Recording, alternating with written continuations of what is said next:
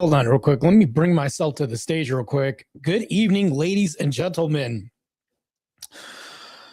How's your week going? Hopefully your week is going halfway decent. Let me play some music real quick.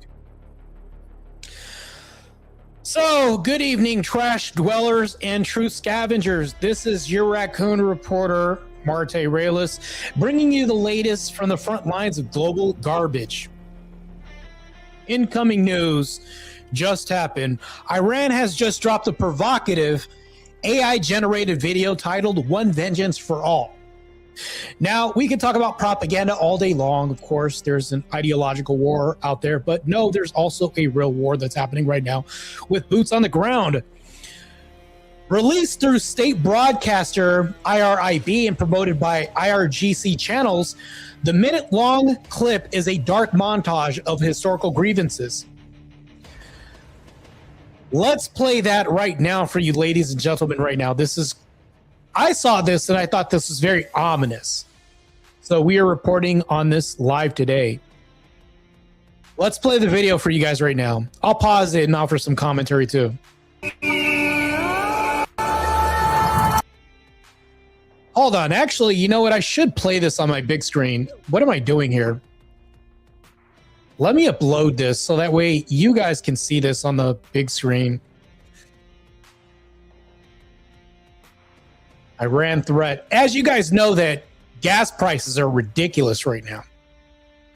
We're going to dive into this and then a little bit more too, especially, hold on, what the hell am I doing? Small screen. We got to highlight the Trash Panda News Network in the background while we're at it. Okay, here we go. Oh, of course, it's going to small screen this thing anyway.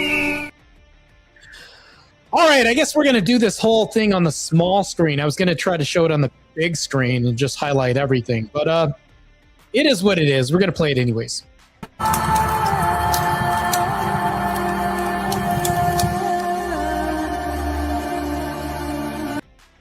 So, okay, let's play this back real quick. In the beginning of the video, let me reduce this sound real quick. This music is a little bit too loud for my blood. Let's go ahead and take this down a tad bit. Where the hell's my music at? Sounds. Okay, that's still a little bit too. Okay, let's turn this down a lot. So we had a video dropped, and this was shared by, I would say, Iranian state broadcasters, IRIB, promoted by IRGC channels. The minute-long clip is a dark montage of historical grievances. Apparently, this is what they're going to show. Propaganda can be powerful. Just depends on how entertaining this is and how much people want to cling on to it. Let's begin. So on the screen, we have a Native American. Native American lands. Doesn't even say American lands. It said Native American lands. Let's begin. Japan, Hiroshima. There's a little boy with, of course, everything is bombed out.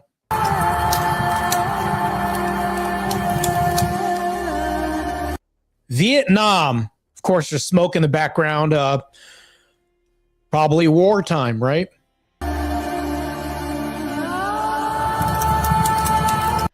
Yemen, buildings bombed, rubble, smoke.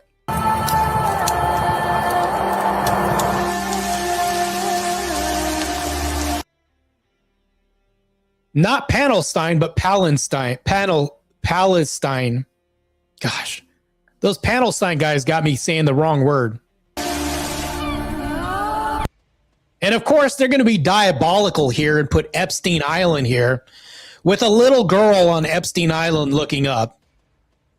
Crazy work, by the way. And of course, Iran with their flag in the background.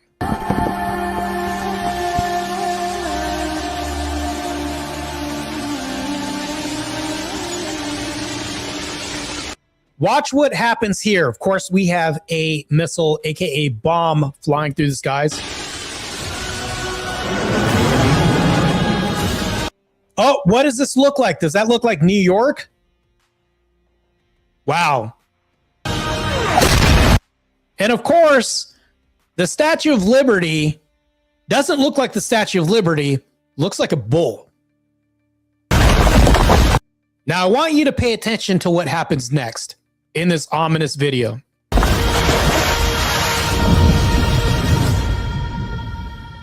What does that say?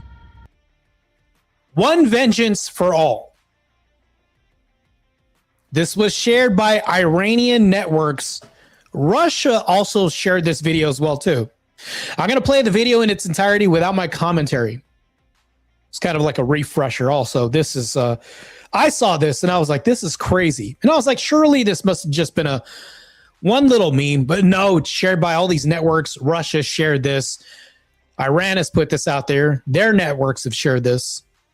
I'm going to play it in its entirety.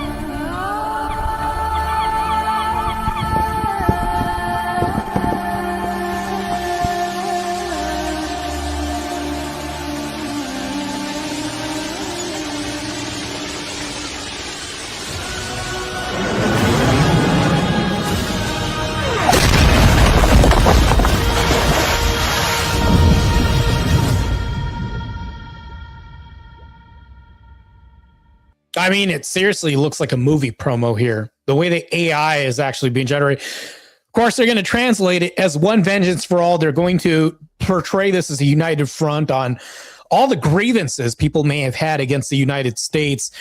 So moving forward with this, Native American displacement was shown in the video. Hiroshima, Vietnam, Gaza, Yemen, and more.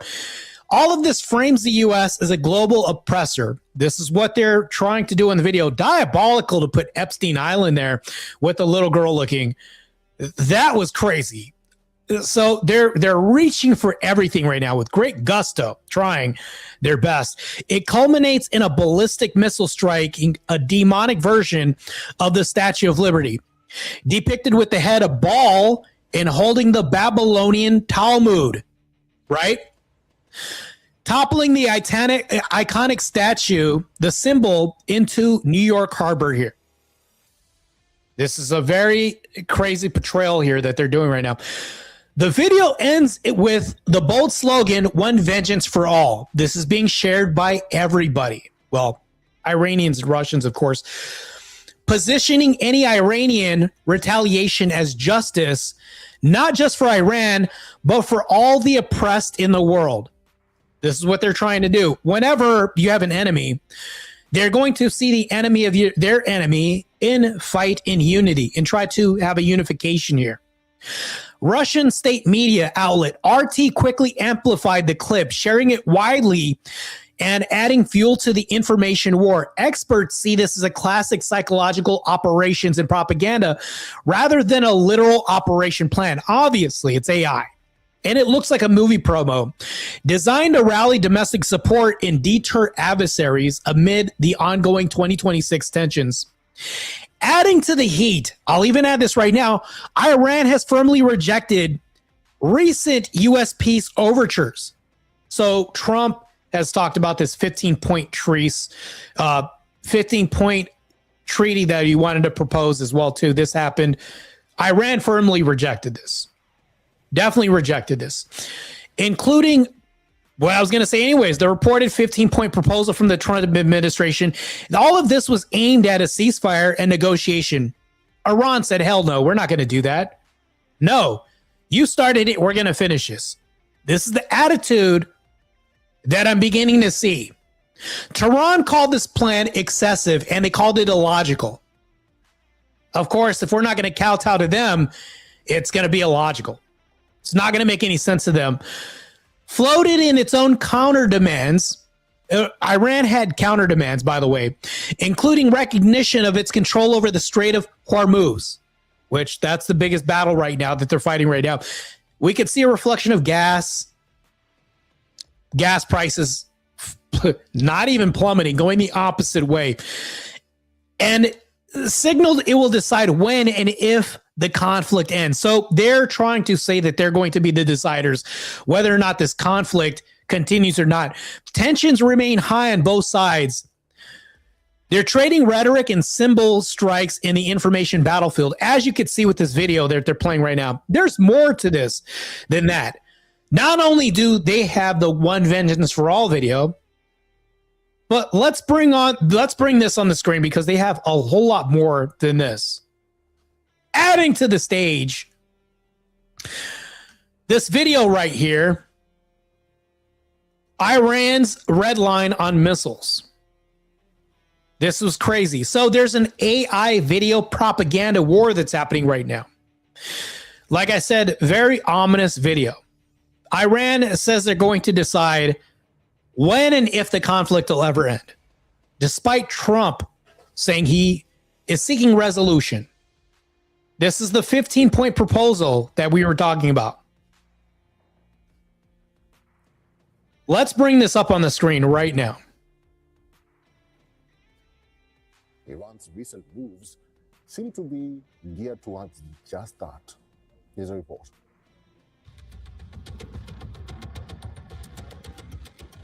Iran has released an AI-generated video. Remember what we talked about? There was an AI-generated video that we showed the first time. And remember the tagline, One Vengeance for All, that they uttered when they were showing this video. AI, I don't know. AI is, I think, monopolizing the sphere of like creativity for people to have this self-expression. Now, in this war that we're having right now, it's like an information war that's happening right now. They are promoting propaganda, i.e. taglines under One Vengeance for All, amongst other things. They're also saying that they're not going to kowtow to the U.S. They're not going to concede. They aren't even going to accept our illogical and excessive deals that we have right now that Trump is trying to propose. In this 15-point proposal, outright rejected it. So this is one of the videos that they've released. Crazy, right? The previous one was crazy and ominous. Here we go, showing generals on board a battleship. I imagine, of course, this is the United States. There's an eagle. We'll play the rest. As part of its psychological warfare campaign. The video shows a Fatah hypersonic missile hitting the USS Abraham Lincoln. The Iranian missile is shown cleaving the aircraft carrier in two.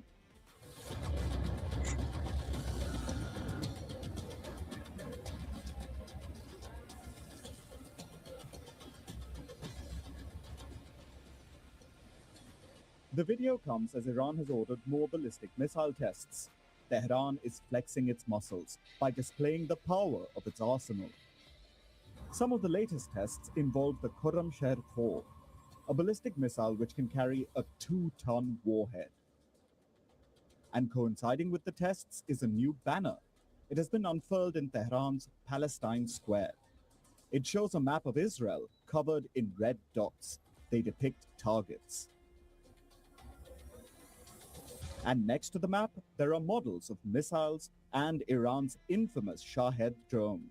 Iran's message is simple. You start, we finish it. Tehran is sending out these signals even though it is preparing for another round of talks with the US soon. The country's supreme leader, Ayatollah Ali Khamenei, has revealed the reason.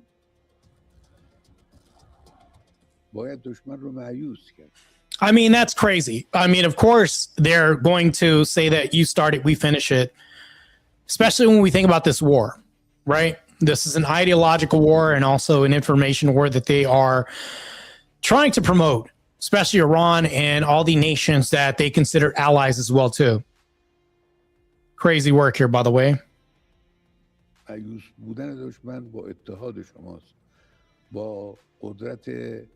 The enemy must be driven to despair.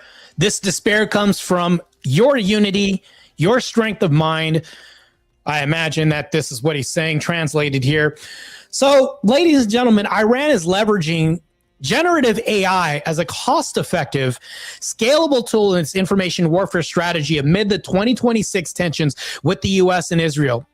State-linked entities like the Islamic Republic of Iran, broadcasting IRIB, that I also said before, which is a Fars news agency at IRGC affiliated channels, producing high production value videos and images rapidly.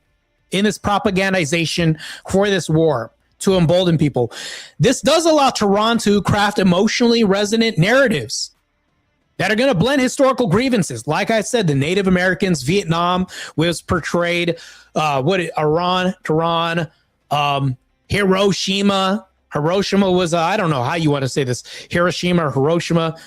Same thing. They showed a little boy, and also Epstein Island. Once again, crazy work. They're blending all the historical grievances all together. Conspiracy elements, which was the Epstein Island thing, and the symbolic victories without the need for the on-the-ground filming or traditional media constraints. In modernity, this is what we're moving towards for the propagandization and emboldening people around them, trying to find an allied force against the United States. Not only is this cost effective, like I was saying, but also it allows a high production value and to generate these images rapidly and videos as well too. The One Vengeance for All video is a case study. A prominent recent example that this promotes. This was recently released today. This was today. You can't get more recent than this. So right now, this is all bad. So it does feature and promote people, icons like Qurem Soleimani and the Ayatollah as watchful figures. Of course, they're going to do this. All of this escalates to this ballistic missile in Iranian colors, by the way, as seen by the video, striking a demonic reimagining of the Statue of Liberty. So, of course, all the oppressed peoples of the world are being oppressed by the United States in this video. This isn't subtle propaganda, ladies and gentlemen. It's designed for virality and social media, and all of this is amplification for allies that they seek to find kinship and union with, and their resolve to unify against the United States. So all of this emboldens Iran's domestic allies. So for ordinary Iranians facing economic hardship, military pressure, and the international isolation, such content serves as a psychological reinforcement. Ladies and gentlemen, all of this universalizes Iran's struggles. Let's continue.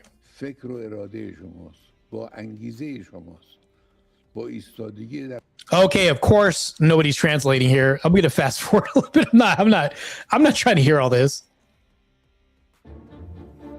Here we go. Iran.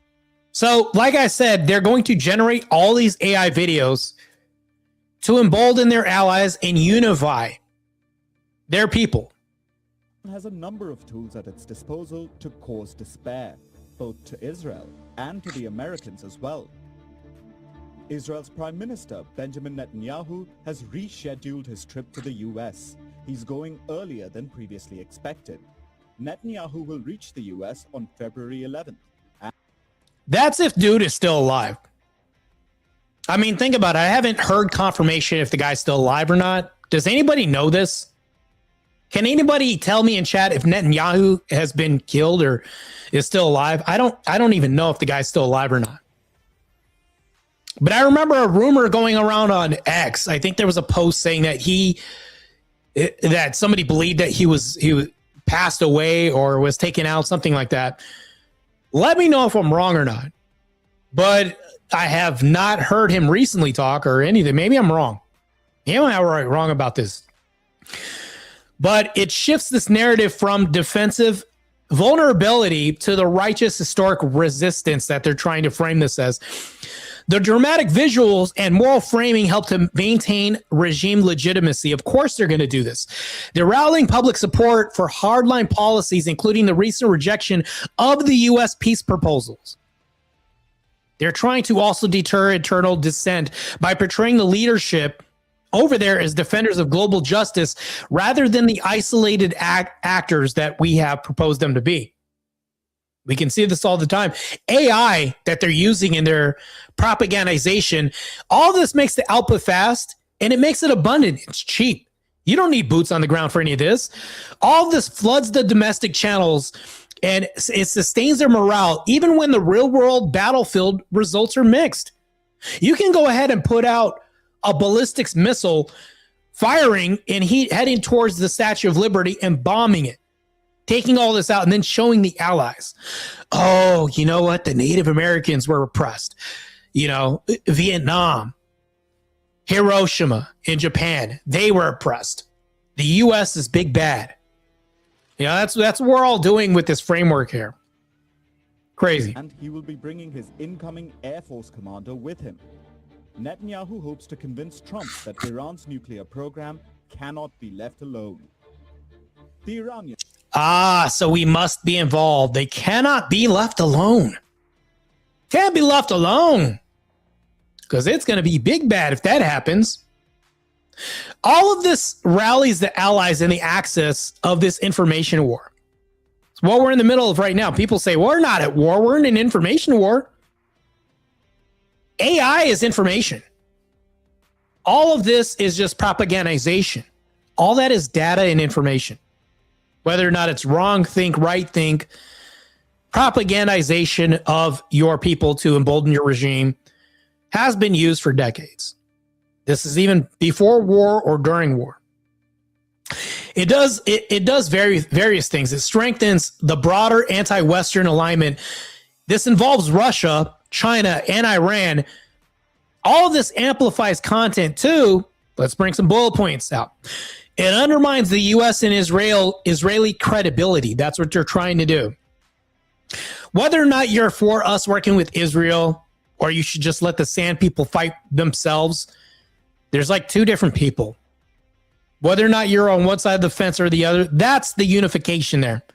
That we can all understand that they just want to undermine the U.S. and Israeli credibility, regardless of what side of the fence you're at.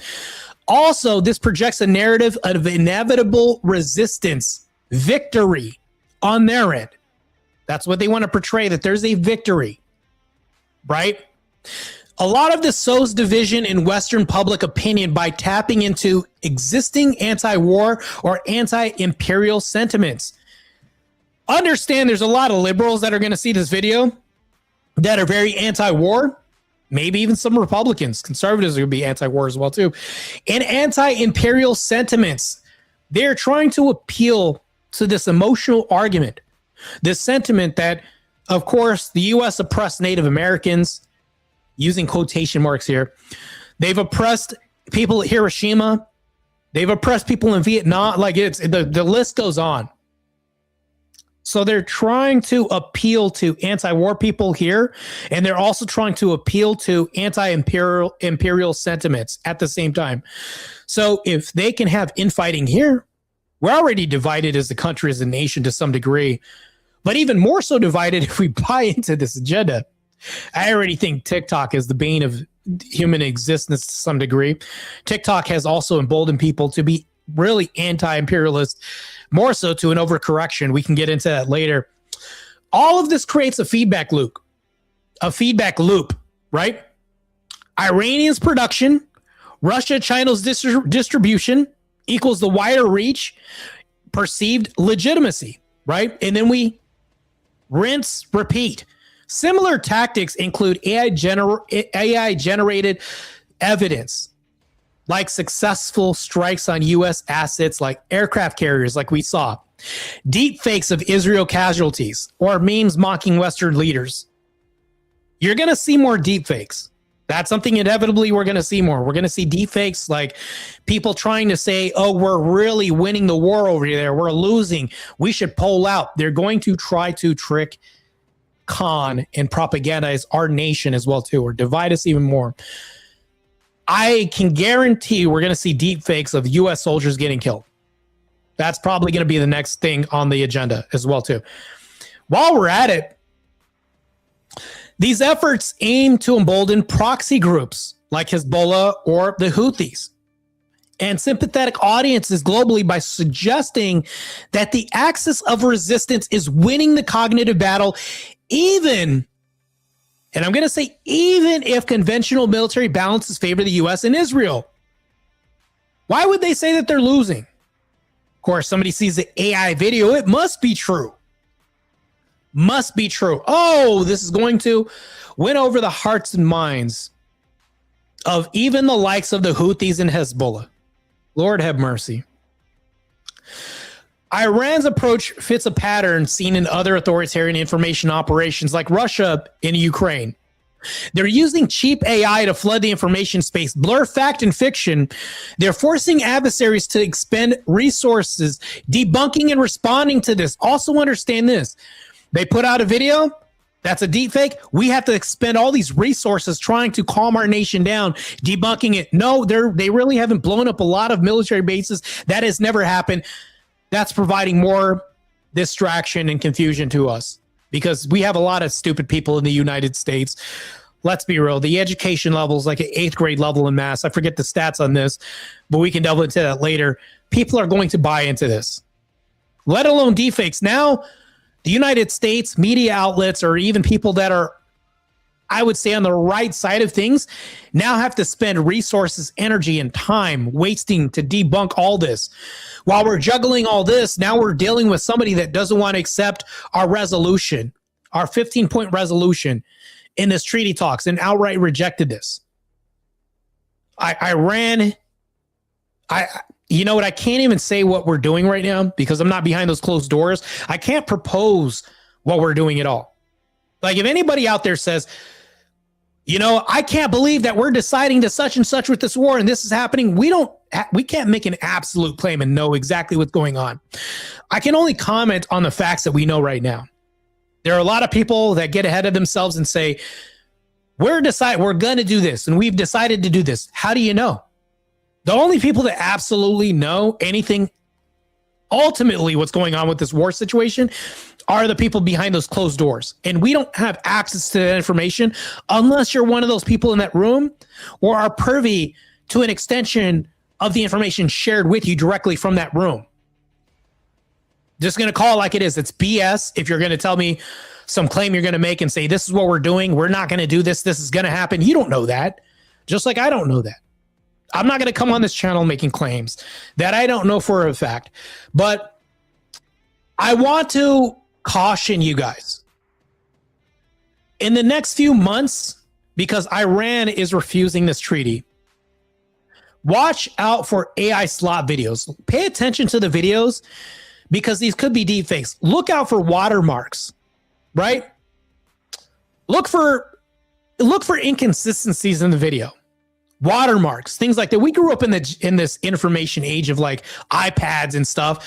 Even the younger audience, you were raised with iPads and stuff. You know what inconsistencies in videos look like, right? Just understand that there are people that are going to spend resources and then pump a lot of this shit out to try to buy you onto this. Don't buy into this. Don't buy into despair. We are the greatest nation on the planet for a reason. Whether or not it's hubris for me to say this or not, we look at our history. I'm not going to say we won the war in Iran. We won Vietnam. I'm not going to say that. I'm not going to make that claim at all. But I will say it's worse for every country that's ever dealt with us, even though it was still bad for us. There's better and there's worse, not great, right? So with this, we have to really look at this. There's a psychological war right now. The content does contain like detectable things, like artifacts. Like I was saying, the AI slop can sometimes have watermarks. People make mistakes all the time. Over-reliance on AI slop risks backlash when it's exposed as being fabricated. So if you out something as being fabricated, they're taking a lot of risk putting a lot of this AI content out. You know, like even them pushing this war, this information war with the AI slop that's coming out, guarantee you they're going to try to put deepfakes out there. But you're risking a lot as a nation. I'll even bring myself up, for example. I was using Grok during a debate, right? One time I used Grok in the middle of a debate, right? You just use this, whatever. I was wrong for that. Once that was found out, guess what happened? That kind of stung. It really stung a lot. Not even gonna lie, I'm being completely transparent with you. But think about that. I'm using myself as a good example. Once they put out like a deep fake, in like let's say I'm Iran, and my government or my media constituents, whoever it is, puts out a deep fake, we just killed a ton of your soldiers here, all and whatever, that gets debunked. Now, how trusted do my media outlets look? Because now that was exposed. Oh, okay. Now you're the boy that's crying wolf. Just some food for thought, because you can't really put out something that's not genuine. Even though in my debate, the information was genuine, you still have to use the tool. That's a whole other thing. Because even if I'm getting fed information, you still have to wield the information and counter in real time, regardless. You don't, there's a delay. Even if you're using AI in a debate, hold on while I look this type, that you don't have a lot of time. It's actually a disability. Puts you in a place of like, now you're on the back foot the whole time, because now time is against you in a debate. So, and actually I really didn't do well doing that. So now when I do a debate, I'd rather go off the top of my head and then try to do more research now when I do debates. Like, I'll even give you an example, Jubilee. When I did Jubilee, they make you put your phone up. They make you put your phone up, put everything. And I'm planning on doing another Jubilee debate, believe it or not, too. I think it's defending the manosphere that's coming up. Even though it's like absent Christ, some of the tenets are good, but you cannot. So when you come up with people like Andrew Tate, I'm diving into another issue. When you have people like Andrew Tate or people that represent the quote unquote manosphere, this is a product of feminism. Feminists and liberals created all these people. You feminists created Andrew Tate. Let's be real. Let's be freaking honest here. You guys created that man. He was a product of you. He most certainly was a product of you. There has to be a counterculture to this too. You think that feminism is going to run amok and there's not going to be anything produced? Like, this is what I'm saying. That too is a war. That's an information war for sure. That's a good example of another war. A lot of propaganda, a lot of false information, but once debunked, makes you look really bad. So I love being in debates. You have to back what you're saying. And if it gets exposed as fake or fraudulent, the trusted source is no longer the trusted source. This is why I'm cautioning people. Like I said, when it comes to this, you're going to see more AI slop. You're going to see more, like I said, you're going to see deep fakes. This is probably going to be on the, because I don't understand why they would take a big gamble. It's a massive gamble, because once they get outed as like a deep fake, anything you say after that is trash. So in the current conflict, this digital campaign runs parallel to kinetic actions and diplomatic maneuvering. So right now, they're rejecting U.S. ceasefire overtures. They're rejecting us outright. They don't want peace. What did the guy say in the previous news clip? You started it, we're going to finish it. Just understand there's going to be mantras repeated, right? AI does lower the barrier for narrative control and morale operations. It does. It lowers the barrier substantially, especially if you're going to have tenants against the United States and you're going to stand 10 toes down on this. You better damn well be able to provide justification for this. Meaning like, there was an actionable event that happened, right? Or a real-time thing that happened. We had boots on the ground, whatever. That's powerful. But if you're generating AI slop, showing a ballistic missile coming to the Statue of Liberty that looks like Baal, the Statue of Baal, some demonic image, okay. Now you have to try 10 times harder to buy people over. But there's an appeal to a stupid audience out there. Politically unsavvy, mundane, stupid. There's a grift for that, especially when it comes to this conflict. Overall, Iran's strategy effectively uses AI to transform potential weaknesses into a storm of defiant collective vengeance. So what they want to do, they want their people, their allies, in this universal conglomerate of emotional outcry. That's what they want. All of this bolsters resilience at home. Well, I'm just telling you right now, signaling the solidarity to allies in the border geopolitical contest that they're asking, like I was saying, Russia overwhelmingly shared this video. Overwhelmingly shared the video. The one vengeance for all thing, crazy. What a crazy tagline. I just had a report on this right now. So the long-term effectiveness will depend on how resilient audiences and platforms become to synthetic, I would say synthetic media, meaning fake media. All this over time ends up wearing down, especially if it's fake. The fake is not that impactful because once debunked, you become less of a trusted source of information. You really do. It's a really weak way to propagandize the nation. Have only agreed to discuss restrictions on nuclear weapons, but Tehran says that both uranium enrichment and its missile program are red lines.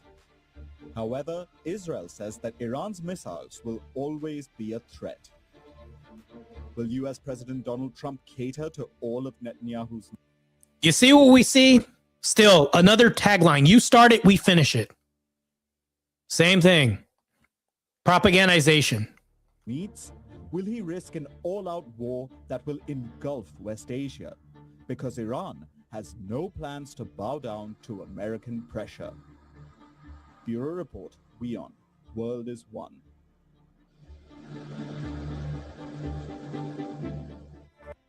Here we go. Another event that's happening right now. This is what we're dealing with right now, ladies and gentlemen. Let me go ahead and share this screen because, of course, I commented on this. Of course, the BBC, you could say they're based or not. We're going to read this headline real quick. Iran's foreign minister says there are no negotiations with the U.S. This was shared 6 hours ago, right? That's what I'm highlighting right now. 6 hours ago, just trying to show that this was released today. Iran's foreign minister says the country is not currently negotiating with the U.S. to end the war and does not intend to do so. Abbas Araghchi, I feel like I have to clear my throat to say his last name. Comments came as U.S. President Donald Trump's press secretary said were ongoing and productive. Sounds like two people are saying the opposite thing here. They're saying they do not intend to do so, while the U.S. saying, oh, it's productive, it's ongoing. Once again, keep in mind, this is the BBC talking here, by the way, too. Without explicitly rejecting the plan outright, the foreign minister repeated some of the arguments earlier outlined in the unnamed Iranian official in a 5-point counter proposal. Course, crazy. So this is what we have. According to these proposals, Iran would agree to limit its missile program in range and quantity. They're not agreeing to this, by the way. Additionally, Iran would stop funding regional proxies like Hezbollah in Lebanon, Hamas in Gaza, and the Houthis in Yemen. Yeah, but how can we stop them from sending money even through third party? Like, how do you do that? This is crazy. Let's read. This is a part of the proposal here. Iran would also be required to reopen the Strait of Hormuz, which is they're not budging right now with this. That I know of. They're not budging. So it could function as a free maritime corridor. Oh man.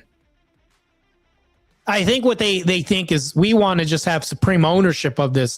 Guarantee that's probably what they're thinking at the same time, when really we're just like, no, we just want access to it for everybody. Closure of the strait, through which a fifth of the world's oil and gas supplies pass, has sent prices spiking and led to fears of recession in the world economy. Right now, we have a supposed energy crisis that's looming right now. An energy crisis is allegedly looming right now, globally. Matter of fact, let me look this up right now because this is crazy. I was just talking with my mod, Miss D, about this, and she says that that's what they're doing in Australia. Kind of back what I was saying. Hold on.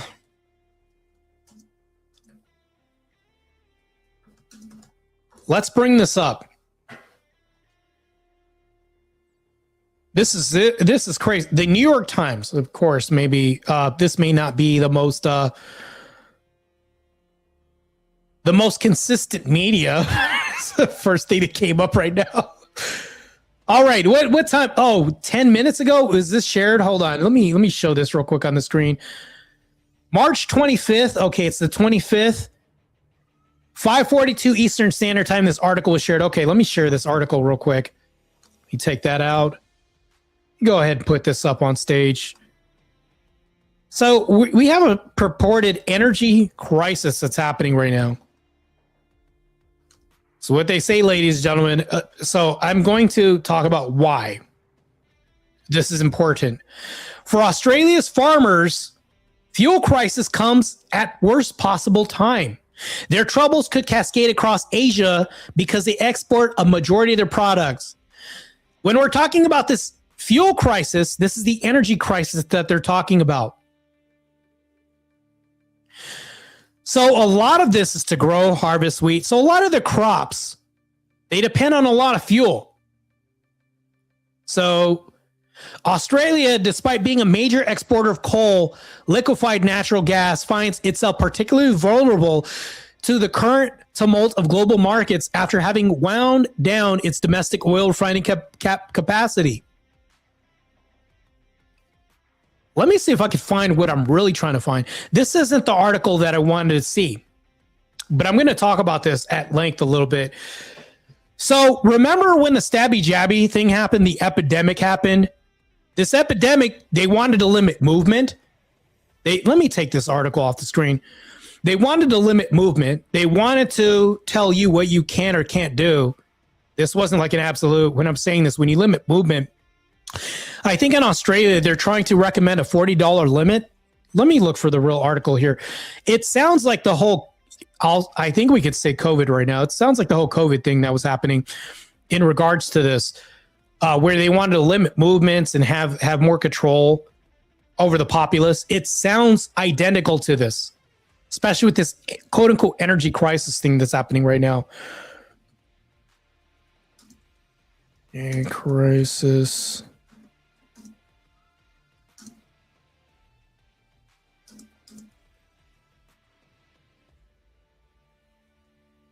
All right, here we oh, this is crazy. Here we go. Now we're cooking. Let me add this to the stage real quick. So they're talking about a $40 a day gas cap. They're limiting consumption now, which also they're going to tell you they're going to limit movement later on, because if they're limiting consumption, that's going to be somewhat adjacent to limiting movement as well too. It sounds like the whole epidemic in 2020 is rearing its damn ugly head again to some degree. Let's play this out a little bit. This is what I was talking about. This is crazy. Drivers could be slapped with a $40 cap at the Bowser under one of the most drastic measures in Australia's emergency response manual, revealed through Freedom of Information laws. The daily total transaction limit is a lever that could. So 40, look, you can only get this much. Look, how is that not going to lead to limited movement? Remember during COVID, you had to be home. You couldn't get out. You had to get a pass. You had to get something saying you got the shot. Does this sound familiar when they're telling you can only get a $40 limit? And then we're going to limit movement a little bit because if you spend too much gas on the road, we're going to limit travel to save you. We're saving you, gentlemen, ladies. Ladies and gentlemen, we're saving you because if you limit movement, you're going to save gas. All of this sounds very familiar. What's happening right now? I'm not trying to impart nihilism in my audience here. I know you guys are listening right now, but I'm not trying to do that. There's always a solution. But this ain't it. Because there are people that are going, they remember, like there are people that lived through COVID 2020. They know what it was like to have limited movement and being told how much of something they could purchase and not. I mean, it sounds like we can maybe parse things out and say, well, this is in relation to this, and we can see how this could be taking the place of that and rear its ugly head and look just like 2020 to some degree. $40 cap at the Bowser, which I imagine a Bowser is probably like at the gas station or something. Would be pulled by the energy minister if the fuel crisis worsens. But the Treasurer is also worried about the economy, telling a business leaders forum that the impact of the Iran war could be just as damaging as COVID or the global. What did I just say? I've never seen this before. What did I just say? The impact could just be as bad as COVID, according to them saying this. I remember 2020. I was the official therapist of the U.S. Olympic team. They were supposed to go to China. Remember that? They couldn't go to China. Block that. We had stay-at-home orders to some regard for some people. People lost jobs because of this. If they didn't decide to take the stabby jabby, right? I'm not saying it's that serious, but this is starting to sound very familiar, ladies and gentlemen, when they're telling you there's a $40 cap at the pump and they're going to limit movement. I think in Vietnam, they're shutting down half of the flights now too because of the energy fuel crisis. Remember, you couldn't travel during COVID too? Sounding more familiar too? Like this is starting to sound extremely familiar. I want to play the rest of this video though. Financial crisis. For their take, let's bring in Housing Minister Claire O'Neil and Shadow Attorney General Michaelia Cash. Good morning. Of course, Australia would have nothing but women leading the front. This is such a liberal. This is so crazy. Australia, what a big L. This is such a massive L. Canberra, which I lost to Jake Rattlesnake because I said that Sydney, I think it was I forgot what it was, said the capital of Australia was not Canberra when really it is Canberra. To both of you, Claire, a $40 cap on fuel. Would you consider it? Nat, the document that you referred to there is not a current document and it's not something that's being actively considered at the moment. For viewers at home, this is a really strong. Remember what they said? Hold on. Let's play this back. I mean, I'm not going to play this back. She said it's not being considered, but previously the person had said in the interview, or the reporter had said, people got this information through the Freedom of Information Act that they have over there, their act that they have over there, or whatever version they have. They got information and intel. I think what she's trying to do is get ahead of this and then quell people from panicking. Like I said, if there's like UFOs in the sky, they're going to tell them, oh, they're just projections. They're not real, because they don't want people freaking out and panicking. When really, wouldn't you just want to be honest with people, Miss Canberra?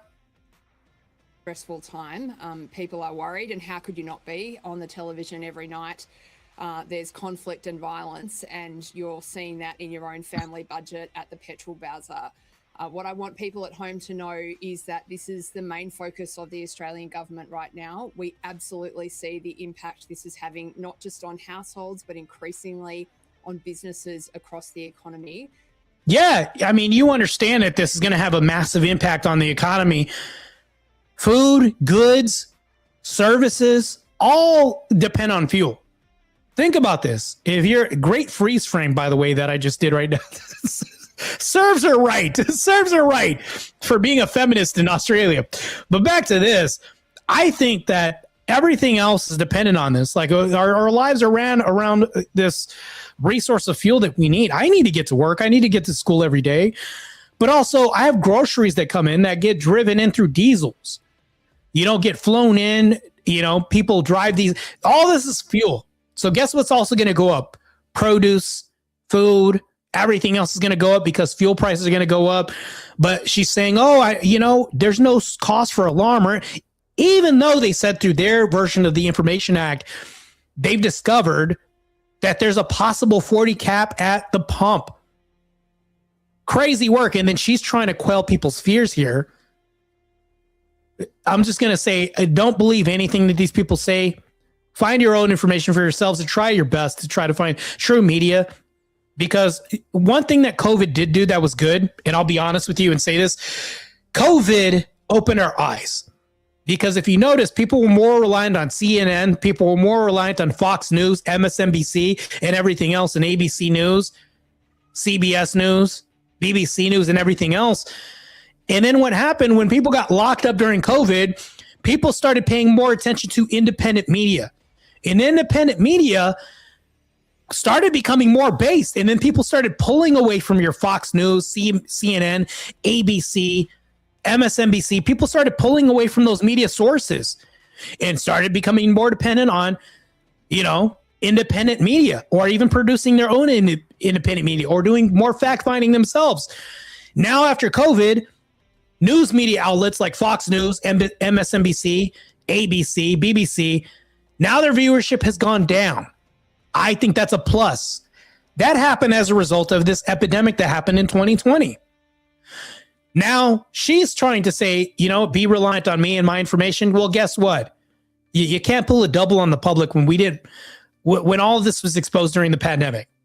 That happened. But let's continue. And we're doing everything we can to work with state and territory leaders who have really significant powers here to make sure that we're managing significant powers in Australia. That's rich. Managing this situation as best as the country can. One of the things that's really important is Australia arrives at this with a position of strength. We have a strong, robust, resilient economy. Strong, independent women on this panel. She's referring to the economy, but you know what? That's to be seen. Of course, the other woman's from Canberra too. It's crazy. But there are going to be impacts because of these massive global events. It's funny, she speaks out of both sides of her mouth. She says, no, it's not going to happen. People are freaking out. Now she says there are going to be impacts because of this global thing. And then she's also saying, well, we don't have much control over what's happening. See what she just did? Lady, you're a walking contradiction right now. You just did this live on national news in front of everybody in Australia. And they're probably eating this up because, of course, your government is a mega liberal, by the way, Australia. It's crazy work. And the government's going to work very diligently to manage those for the country. Yeah, and we are feeling the impact at the Bowser. Some people a lot worse than others. Michaelia, a $40 cap. Would you consider that? It is an... They're saying, would you consider this? The public found out about this. Now they're going to go ahead and try to quell this issue of panic. This is what they're doing. They're getting ahead of this right now, saying, oh, no, you know what? It's not going to be that bad.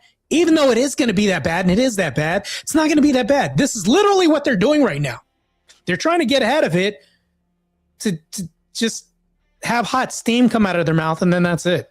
So all they're doing, it's crazy. Old book. It is an outdated playbook. It was formed in 2019, but it's there as a possibility. Well, the government needs to come clean with the Australian people, and I have no confidence based on what Claire's just said. Apparently. Oh, man, she's based. She comes and says, I have no confidence, completely countering what the other woman says. Yeah, I don't blame her because she says it was an outdated playbook. I heard that and I was like, oh, she sounds like she's countering what the other woman said. They understand that people are doing it tough, but they are doing nothing to alleviate that pain. I mean, for 3 weeks, Nat, this government denied there was an issue with fuel in Australia. Oh, the lady on the left looks pissed right now. She's like, bitch, you told me. Oh, really? The sisterhood is breaking up on this panel right now. She's like, bitch. Oh, man. This is crazy. Then they said it was the Australian people's fault. You topped up one too many times at the Bowser.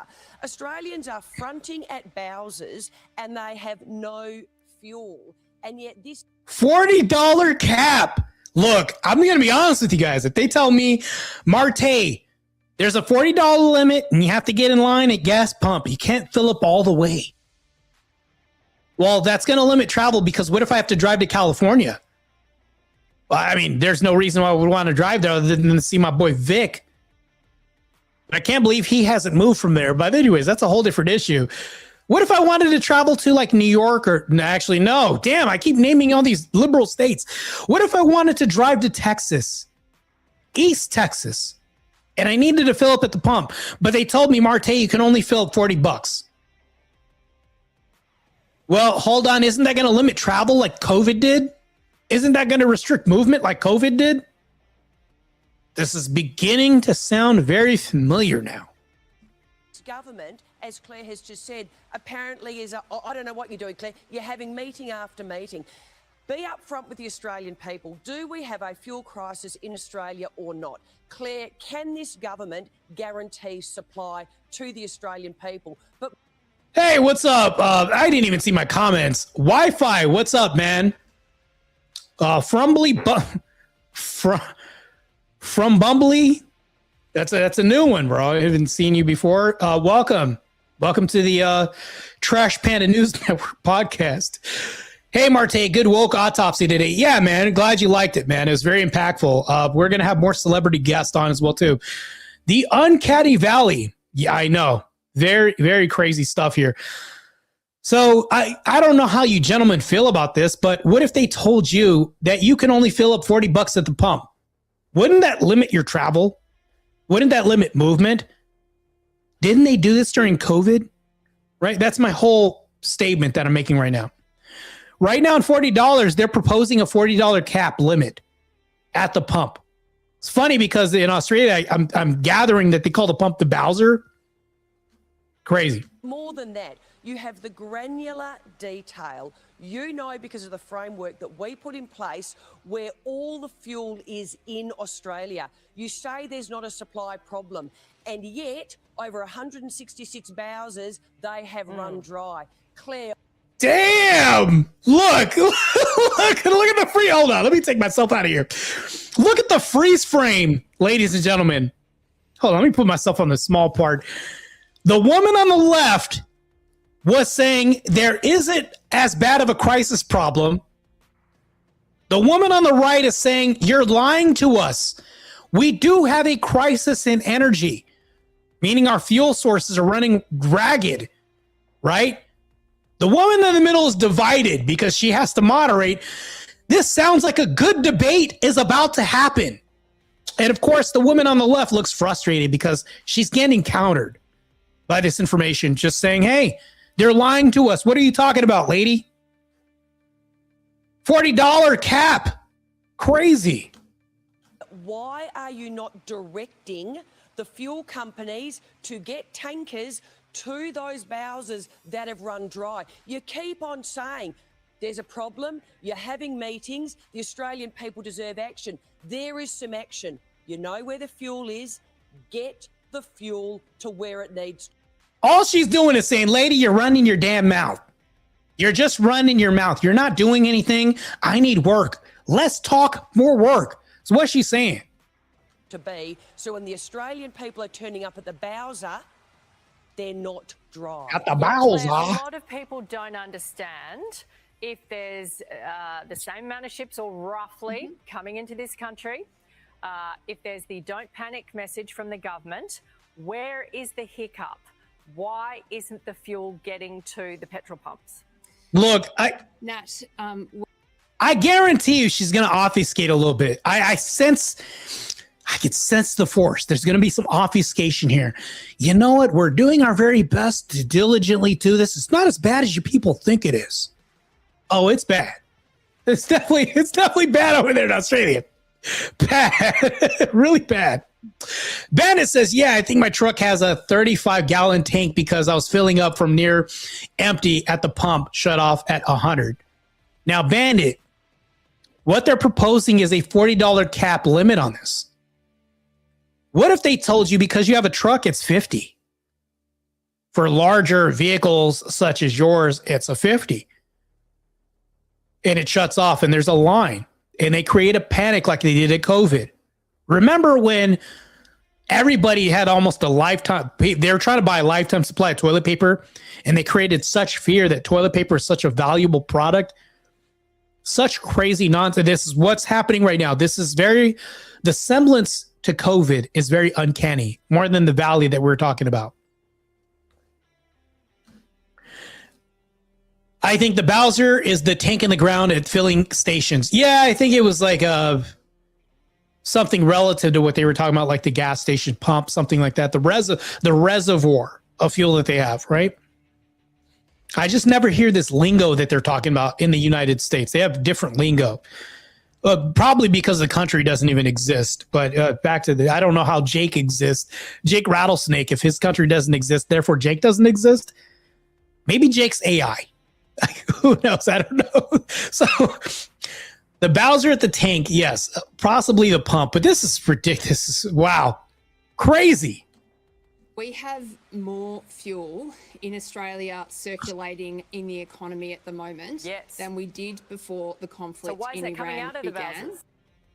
Oh, why is it coming out of the Bowsers if we had more fuel? And the woman's shaking her. Oh, this is crazy. Where is it, Claire? Even I'm Where is it? Oh, man. This is the counter. Oh, man, I wish I was on this panel. confused by that response. Where is it? Why Oh, it's in the Bowsers, though. Even though there's more circulating, it's in the reservoirs. What? Well, if it's in the reservoir, and then we're talking about what's circulating, can't those be two different things? What's in the reservoir or what's circulating? Look, these people are complaining because there's a lot of pain right now. They're being told that there's a $40 cap looming on how much gas people can buy, which limits movement. How very COVID-esque of you, lady. Confused by quite a bit, Michaela. So perhaps if I'm given a space to explain, Michaela.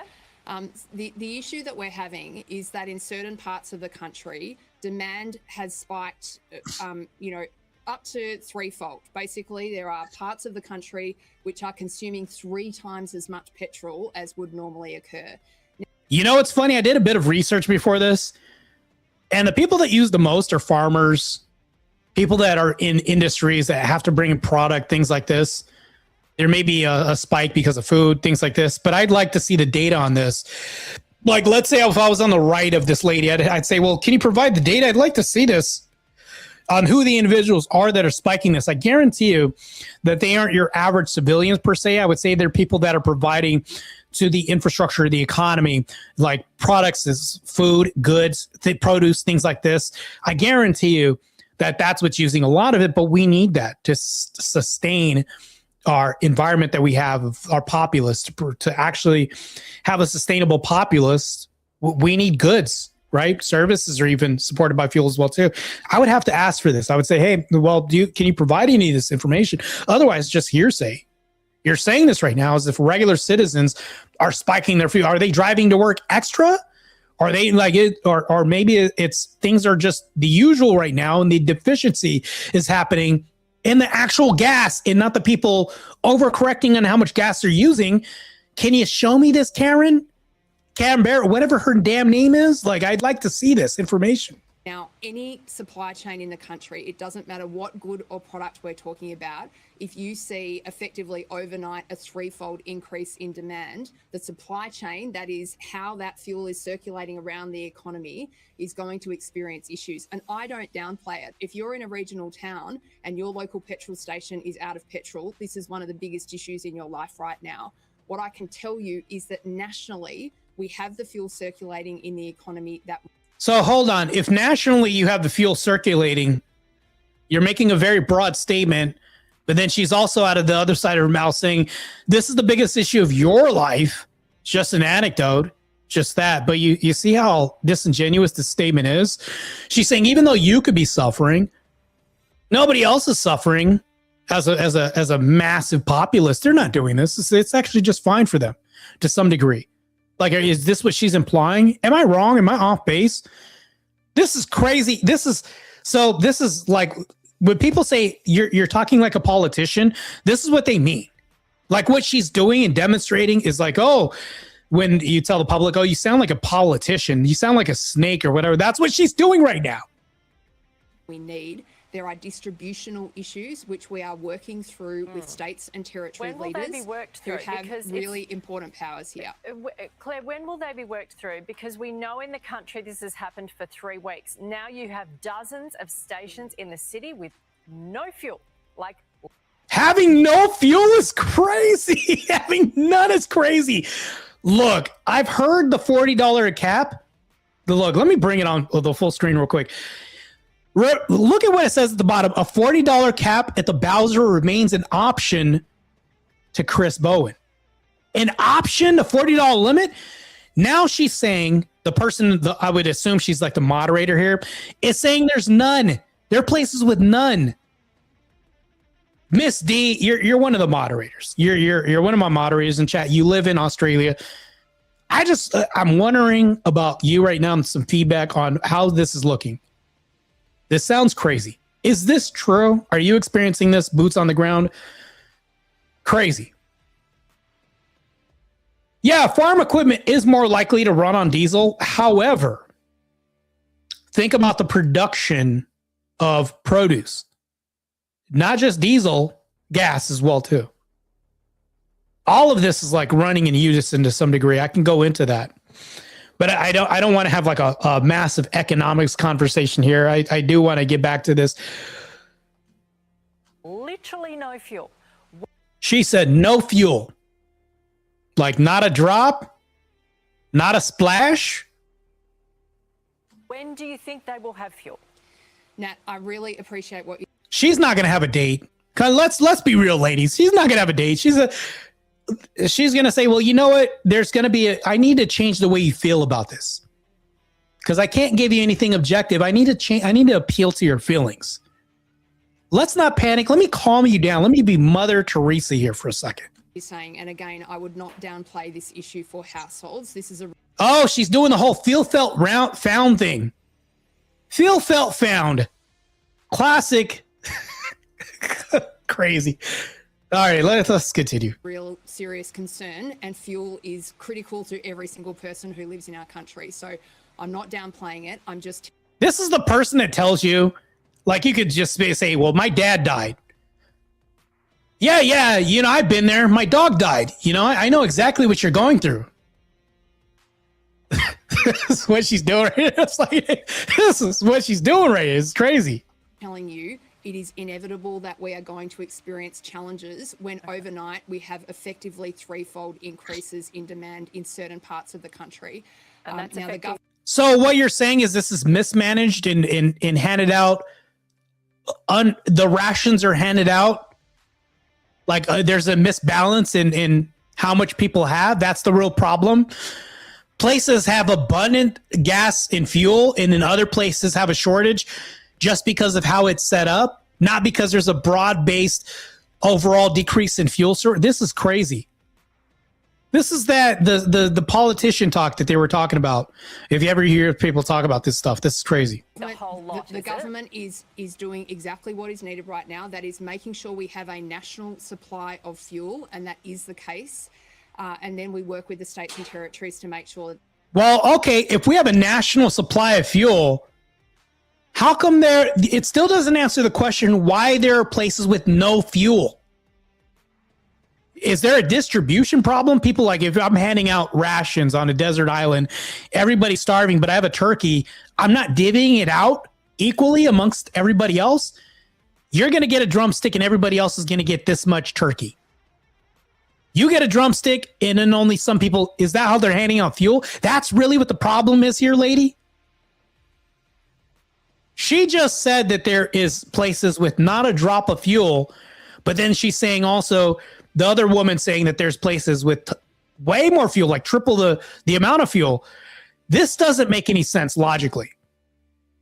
Either nationally, there's a mismanagement of distribution here, or you're having a fuel crisis, an absolute fuel crisis, universally that's happening, and everybody's going to fill at the pump. That's being distributed. Okay. It is not possible, given what's happened to demand, that there not be a single issue in the supply chain. We see the seriousness of it, and that is why the government's main focus, energy, and attention right now is on helping the country manage this difficult problem. You notice how she didn't answer the question?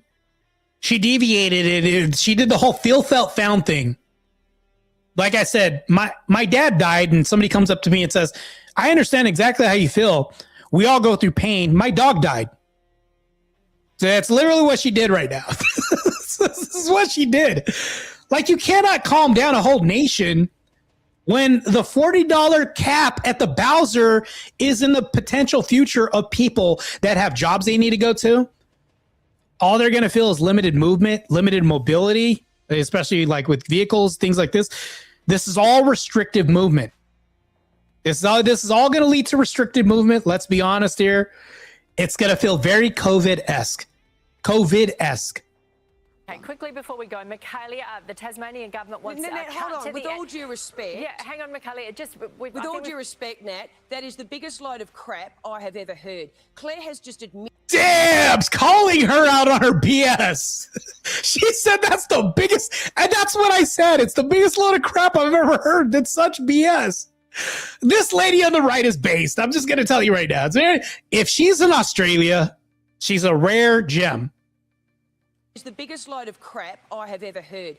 What? Hold on. Let's With come all back. due respect, Nat, that is the biggest load of crap I have ever heard. Claire has just admitted on national TV that there is so much fuel sloshing around in this country. Yeah.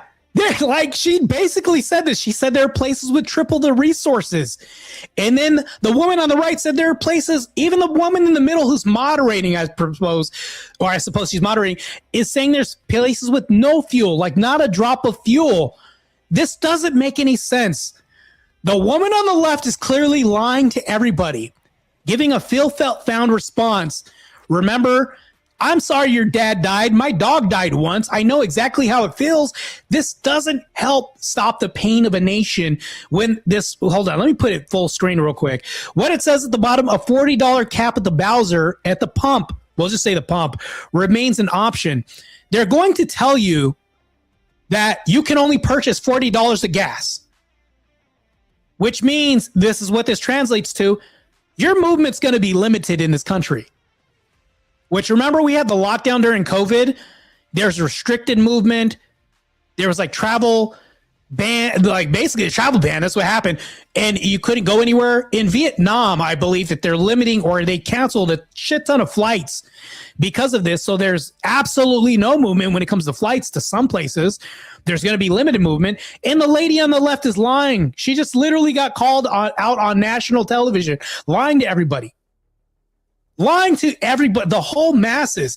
God bless the lady on the left for calling her out on her own BS. They don't know what to do with it. Well, Claire, I can tell you what to do with it. You have the granular detail. You have just admitted on national TV there is not a supply problem. But on national TV.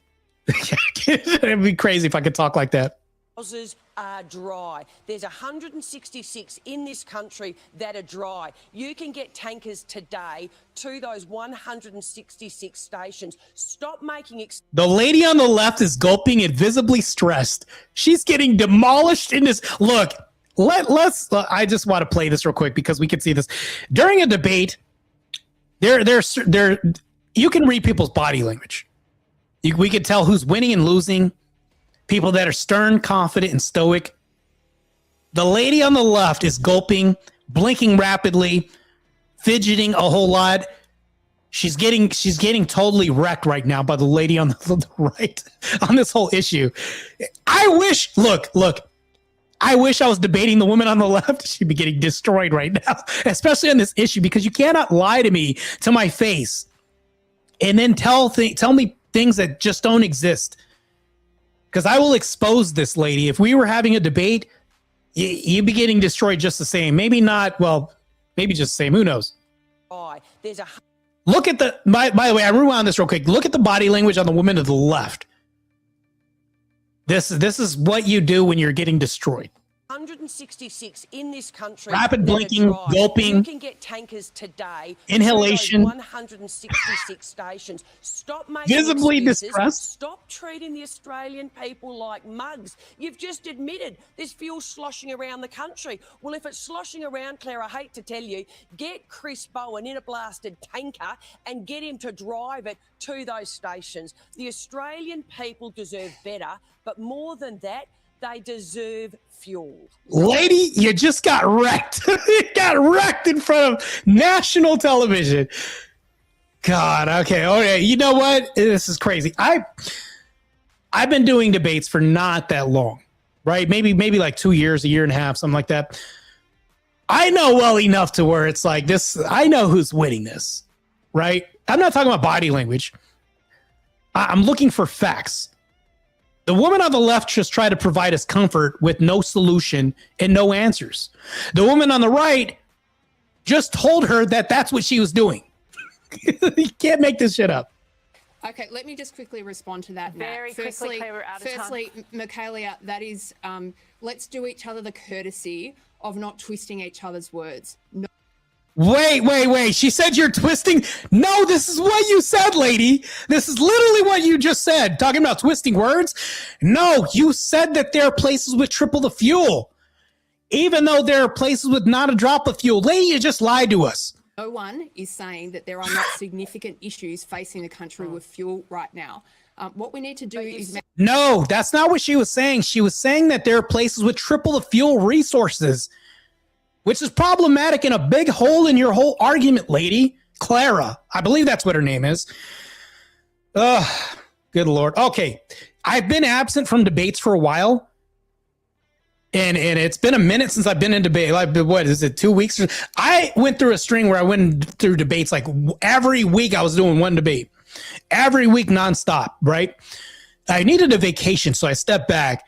This is really wanting me to get back into the ring and start to wreck and destroy people again. This is getting that fire going again because I really want to jump through the screen and say, hey, hold on. Let me say a couple things here. This debate. This is what a debate is, ladies and gentlemen. Love it. This is crazy. Manage this calmly and methodically, not get personal and hysterical.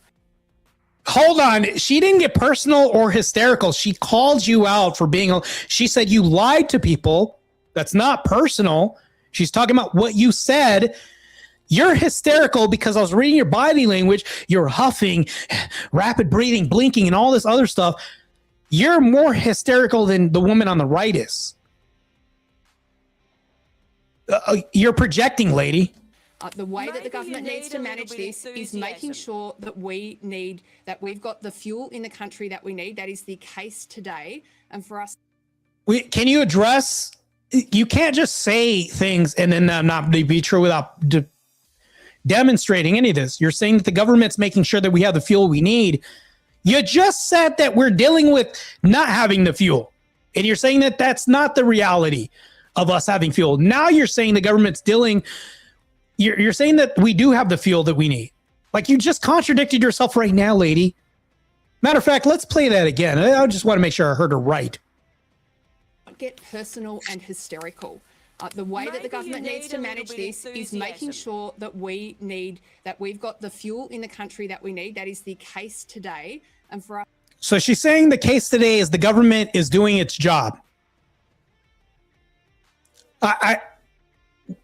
By making sure that we have the fuel we need? How? Before you were saying that I realized that we don't have the fuel. Now you're saying the government is making sure that we have the fuel. Which one is it? To calmly work through issues of distribution across the supply chain. Okay. That is exactly what the government is doing. What we don't need, you know what we might is hyper-politicization of the kind that I see from you every Wednesday. Because it sounds like the trucks can't get it out there. It's a distribution problem. Yeah, okay, and maybe Chris Bowen. Thank you very much. We've got. Wow, I didn't expect that to be such a fire exchange. I was just going to talk about the fuel crisis right now and how this is going to be in relation to feeling like COVID. I did not expect that. I guess I did get my bang for my buck just tuning into that. That's crazy. This is just insane. Yeah, that's what we're dealing with right now. We're going to be dealing with something that could be I'm not going to fear monger and say this, but it reminds me of when the stabby jabby was happening in 2020. So I don't understand this whole fuel crisis thing, but I'm going to tune into a channel real quick. Hold on real quick. Let me see. Dang it. Hold on. Let me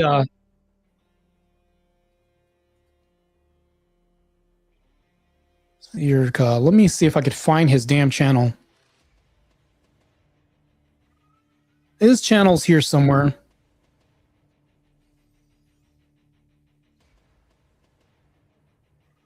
The guy was just reviewing my debate. All right, let me just get through this because I do want to do kind of a debate prep. I have a debate next week with Circa. People call him Circa. But his name looks like Circa.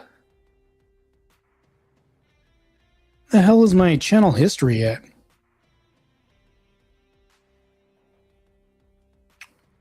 All right, let me see if I could hold on. Let me see if I could find this real quick.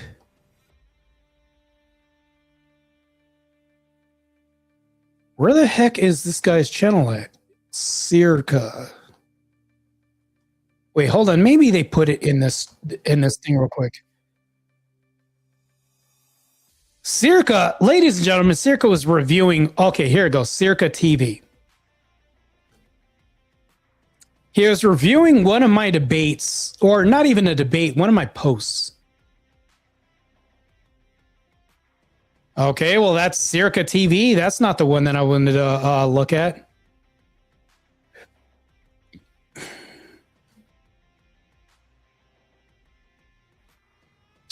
That is not what I wanted to see. Oh, hold on. That's TikTok. What the hell? Who put Circa's TikTok up here? I know you guys aren't seeing anything right now, but I'm trying to see if I could pull up his thing right now, his channel. Give me 2 seconds, audience.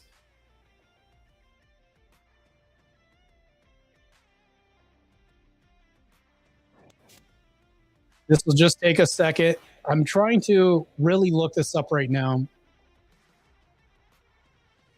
Your car? Okay, yeah, that's probably what it is.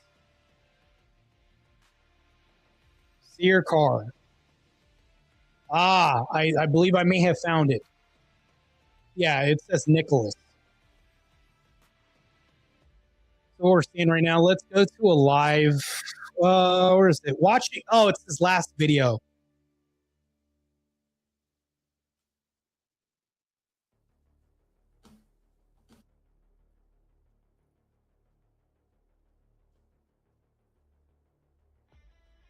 All right, now that I have his channel up and everything, let's bring this up.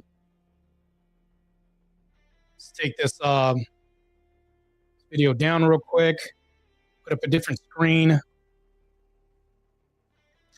All right, we're going to be reviewing his reviewing of me since this is going to happen. Hey, what's up, K2? Keep on trucking. Good to see you, man. Good to see you in the chat, bro. All right. Apparently the guy likes guitar a lot. Here we go. Tell me this is just a dream. Yes. I not have. All right, why don't I just play music forever? Fuck me. Sometimes I feel like I can just play music literally forever. But I don't know. Can't do that, right? That's K2, boring. keep on trucking. I agree. I have to debate this guy Plus, next week. there are better musicians than me online, especially on Twitch, bro. Every time I go into like the music section, I'm like, holy fucking Christ. I have to debate this guy next Wednesday at 7 p.m. Eastern Standard Time. So it's time to destroy. What is this text message? 15% off appliance repair. Don't care.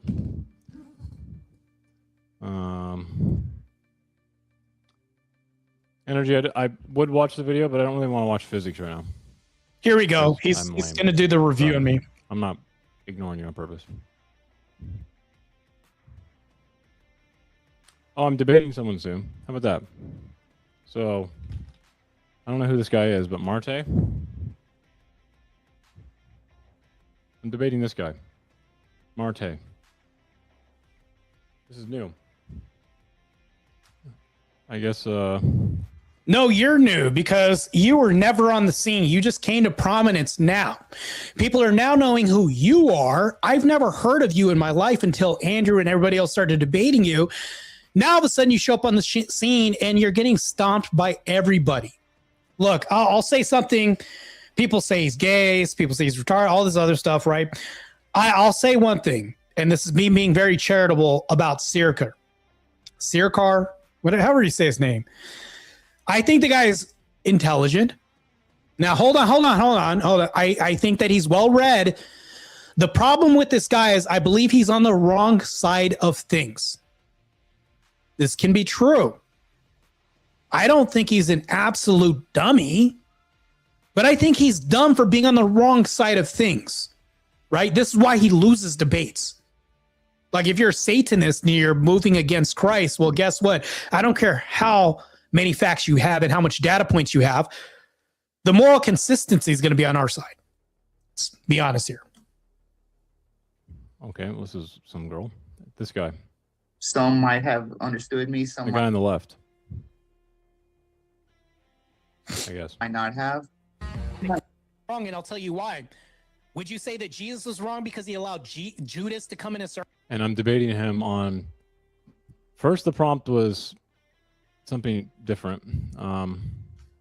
The original prompt was going to be that BLM had overcorrected its message, or BLM should have never existed. That's what I wanted to debate him on.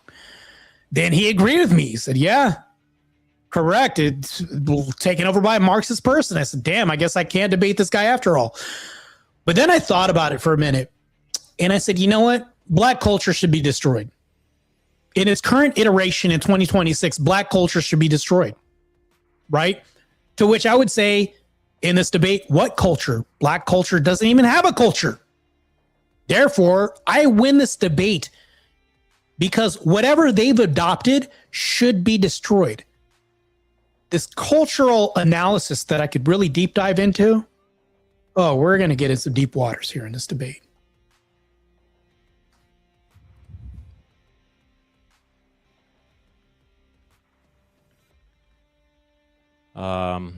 I guess it's Wednesday at 7 p.m. Next Wednesday. Yeah. And let me pull up this. There you go. So it's on this channel. So the debate is going to be on Tyler TV. That's where it's going to be next Wednesday. I'm going to be honest with you guys. I have a certain, this may sound, hopefully I'm not racist, but like, man,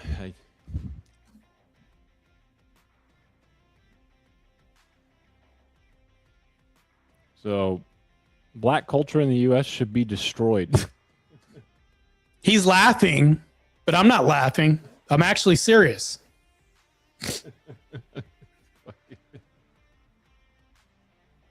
And that's what I wrote. I wrote, my prompt would be that black culture in the United States should be destroyed.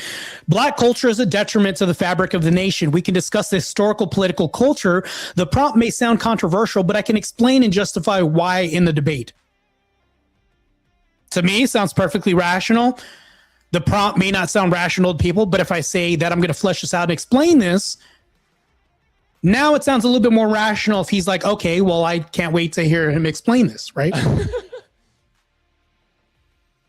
To which this guy laughs at me, of course. He's black, but I'm going to be honest with You think?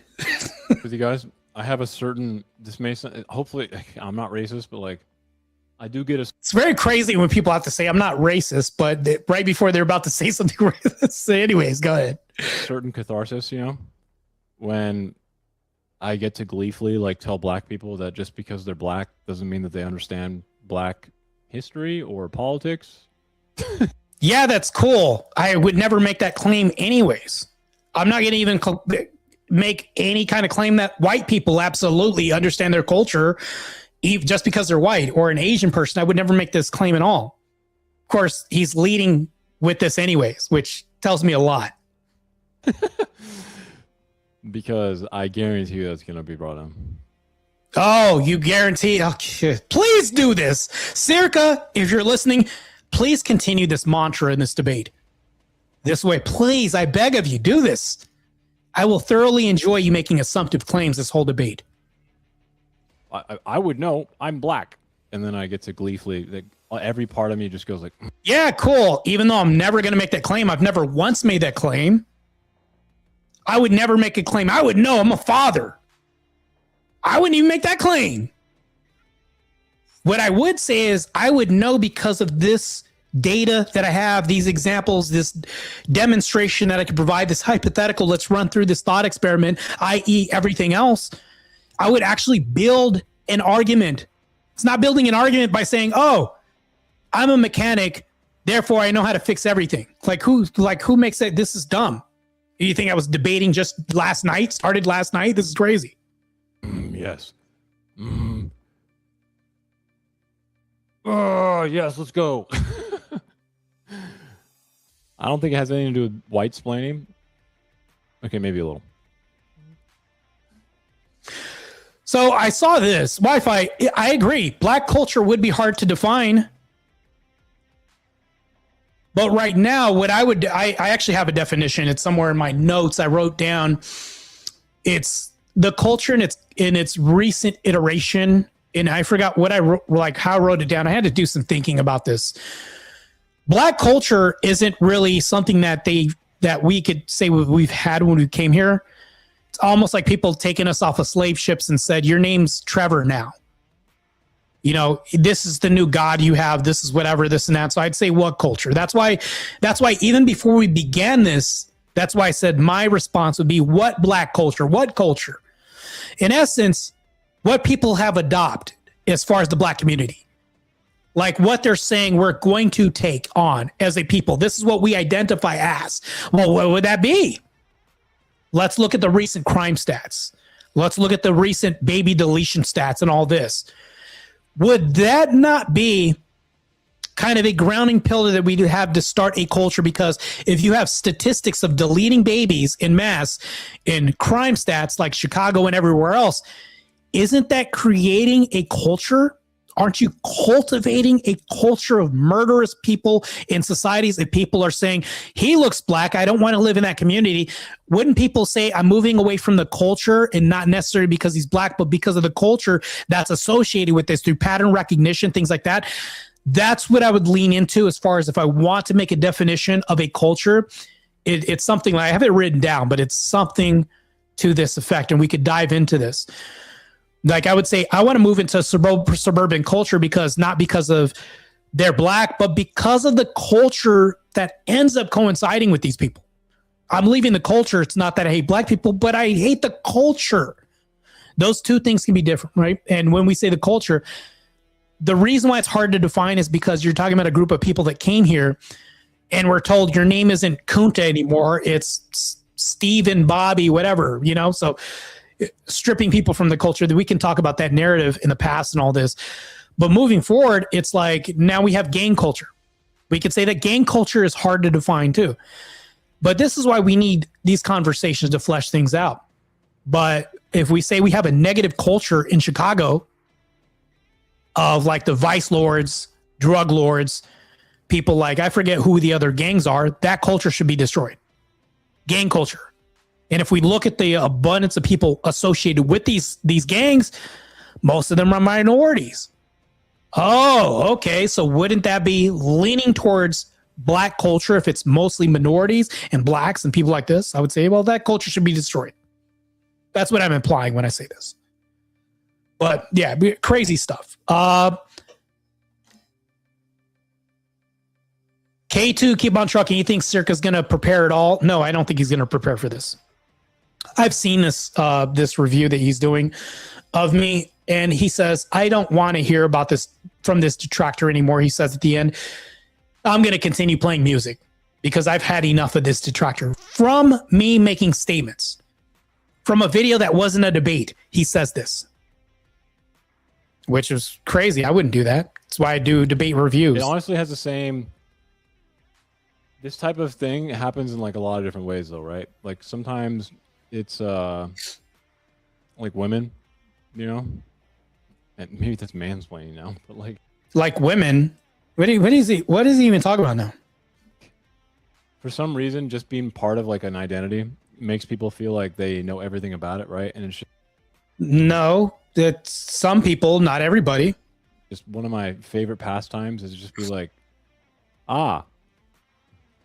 simply being a woman or a man or like black or something doesn't mean that you know anything about it, you fucking retards.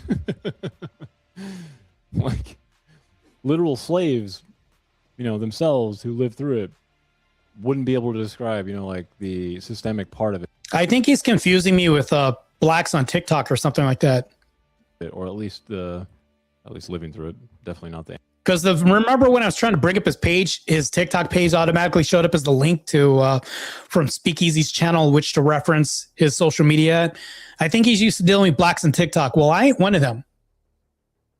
I'm not winning them blacks. Analytical part, because they need to wait until the stream. That's how blacks on TikTok think.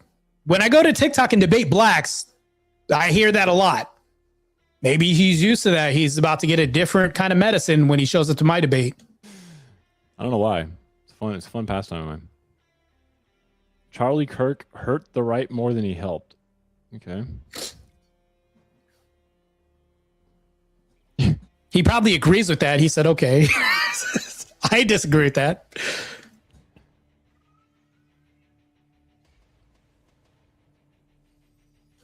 Circa's got a lot of women doing, what's the thing when they do the food thing? He's got a lot of that showing up in his algorithm, I see. Obsessed much with the mukbang much?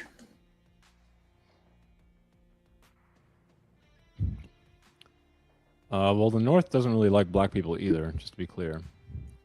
The North doesn't like black people either? What are you talking? Oh, he must be talking to his chat. His chat. I can't even believe I see this right now. W. Whitesplaining. How does he propose to do it if he feels so strongly about this? Well, pay attention. I can do this in this debate. Typical noble savage Americans educating the black man on his culture. W, ask him if he would have supported the North going to war with the South if he was alive during that era. Like, that would have nothing to do with the debate. A lot of these people are just commenters. I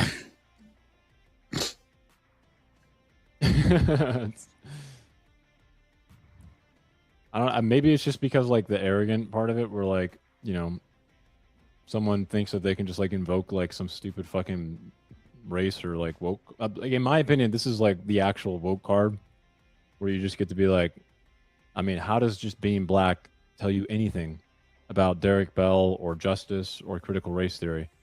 Or like he's making this broad analysis right now that's not even tangential to the debate or even me. Or debt peonage, or the very long and brutal history that America had with racism. How does being black literally tell you any of that? Just because you're a race or just because you're a gender doesn't tell you everything about something. It just may give you like things to hint to or point to things, you know, clues, things like that. Maybe at the very least, you know. But no, we have to learn about our bodies, you know, growing into our bodies. We have to learn about puberty. Our adults tell, you know, our parents teach us about that as we're growing up. Hopefully it's not a teacher that likes to sleep with students, you know, things like that. 2026, I'd be worried about that, all that in public schools and all that with kids. And I would definitely promote homeschooling for sure with the prominence of all that happening right now. But yeah, just because you're a certain race or whatever that is, like I grew up in the system. I was taken away from my parents, ran away from home early. So if the system raised me, I'm that much detached from like my own community, bloodline, whatever you want to call this. So how would I be more educated just because of a race? It's like he's making this overarching assumptive claim. Doesn't make sense. Like, and it would be my pleasure to call that person a fucking retard. And I don't know, maybe that makes me a bad person, but yeah, well, you wouldn't be calling me that. I mean, even if you did, you'd be wrong about that because I would never make this claim that just because I'm black, I know everything about being black. Crazy. It'll be my pleasure. What else is he debated? Blacks can't be racist. Yeah, that wasn't me saying that. I was debating that blacks can be racist. What a weird debate against black panel. Yeah, it's weird that blacks think that they can't be racist, which is why I debated against this and destroyed that guy. Okay. Why does Marte attack black culture? Okay. So, ladies and gentlemen, this is the thing that he reviews. It's not even a debate. He reviews this and says, and it jumps to conclusions all over the place. Wait, this is directly relative to our debate. Directly relative to our debate, even though it's not a debate. Mind you, this thing that I posted is about a year old. I just posted it because it was posted to my Instagram and on my YouTube. I was like, oh, I should put this on my YouTube channel, even though it's a year old. Of course, he's bobbing his head to my music that I put on my channel. Well, unfortunately, Grand, the thing about slavery in the U.S. is that obviously it's not like people were evil inherently. The beginnings of the U.S. was primarily like economic. But in order to actually, continue doing the type of slavery that was necessary in the early, colonies, one had to demarcate black people from humans because there's no. So when you say demarcate, you see, this is what I'm saying. The guy's really well read and well spoken. He's just on the wrong side of things. Well, demarcate means that you're going to detach like a character from a person, or mutable characteristics from a person, not immutable, right? You can't make somebody unblack, but you have to dehumanize people. That's what we're talking about. Like, you're taking the humanity away from the person, turning them to maybe an objectified material object or something like that, i.e. what they did during slavery. Way you could literally continue doing the type of slavery that existed then without removing the moral part of it, right? So yeah, it's kind of what I said. It, to some degree, right? He's definitely correct about that. I'll agree with him. Over time, the racist underpinnings became integral to continuing the slavery, right? Right, because you need to have a foothold on this ideology. And if you have this purveying ideology and everybody agrees to this through propagandization of a nation and time. And anyways, let's continue. I'm not going to rabble. And it continued long after the Civil War, just in a different brand. As soon as the Northern troops left after the Reconstruction era, every single Southern state essentially criminalized black people. And they made them slaves that way, instead of just what they would do is make these worst departments in the U.S. Well, it's pretty gnarly. I honestly hope that black people never vote Democrat again. They never have a solution for the black community or blacks in general. They're always brainwashing you with propaganda to convince you that you're perpetually going to be a victim. Because you're black, you're always going to need food stamps. You're always going. Okay. I must have missed that in the Democrat policy. It doesn't have to be in a policy. One could just simply go over to TikTok and look at black women in a lot of minority communities bragging about getting over on the system. They're literally advertising about how they're gaming the system while its hardworking Americans are suffering, paying taxes, basically supporting these degenerates and these people that are weaning off of our welfare system. That's what I'm implying. What he's talking about is like, oh, just because you're Democrat, nobody said anything about a policy, Sirica. Nobody said one thing about a policy. Remember, black culture should be destroyed, not black policy. Nothing about that says policy or anything. We're talking about a culture. He just said that this is relative to our debate, but now he's bringing things into like something about policy. Maybe they passed this. He's talking about a literal translation of this that he's using as his interpretation. Crazy work here, by the way. Is that like on line 125? Black people must be on food stamps? I must have missed that one. Aren't you on the TikTok, Sirica? Go on TikTok and then just type in food stamps. You're going to never see policy, but you're going to see a shit ton of culture advocate for never wanting to get off food stamps. And when we look at this, overwhelmingly, the consensus would be black women, black people. To need and rely on government assistance. Yeah, I must have missed that one as well. Yeah, government assistance, food stamps, hand in hand, bro. Yeah. This most people that are taking government assistance are probably going to be relying on food stamps as well too, because if you're relying on government assistance, guess what? You're probably not going to have a job, right? This automatic black person, yep, government assistance. Say all this, but they'll never tell you, go get a job. Go get it. I don't know how that would help them. Getting a job? You don't know how getting a job would help anybody? Oh, shit. Please tell me. You know what? Can we have this debate tomorrow? Let's just have this debate tomorrow. Hey, getting a job. Just Tell them to go get a job. Get a job. You know what? If you live in the United States and you have 2 working arms and legs and you're not disabled and you can't get a job, you're retarded. Serica, how am I wrong about this? If you have 2 working arms and legs and you're not disabled, you have no disabilities, there's literally people hiring. They're just jobs you don't want. Can you demonstrate how this isn't the case? Like, go down a corner, you're going to see help wanted signs in a lot of buildings. It's just that people don't want to be dishwashers. People don't want to be janitors. People don't want to be road cleaners. People don't want to do any of this stuff because they expect the illegal immigration to shoulder the footwork for us to do this. Because now all of a sudden, because you'd rather be black and surviving off of the government income status quo in this culture that you're saying is somehow relational to policies, which is dumb. Anybody can go to TikTok and see this. These people have a pride problem. These people that you're seeing, one could just go outside and just apply for help wanted. Yeah, I'll wash your dishes. They just feel like, oh, that's beneath me because they bought into social media and these social cues of people saying, well, no.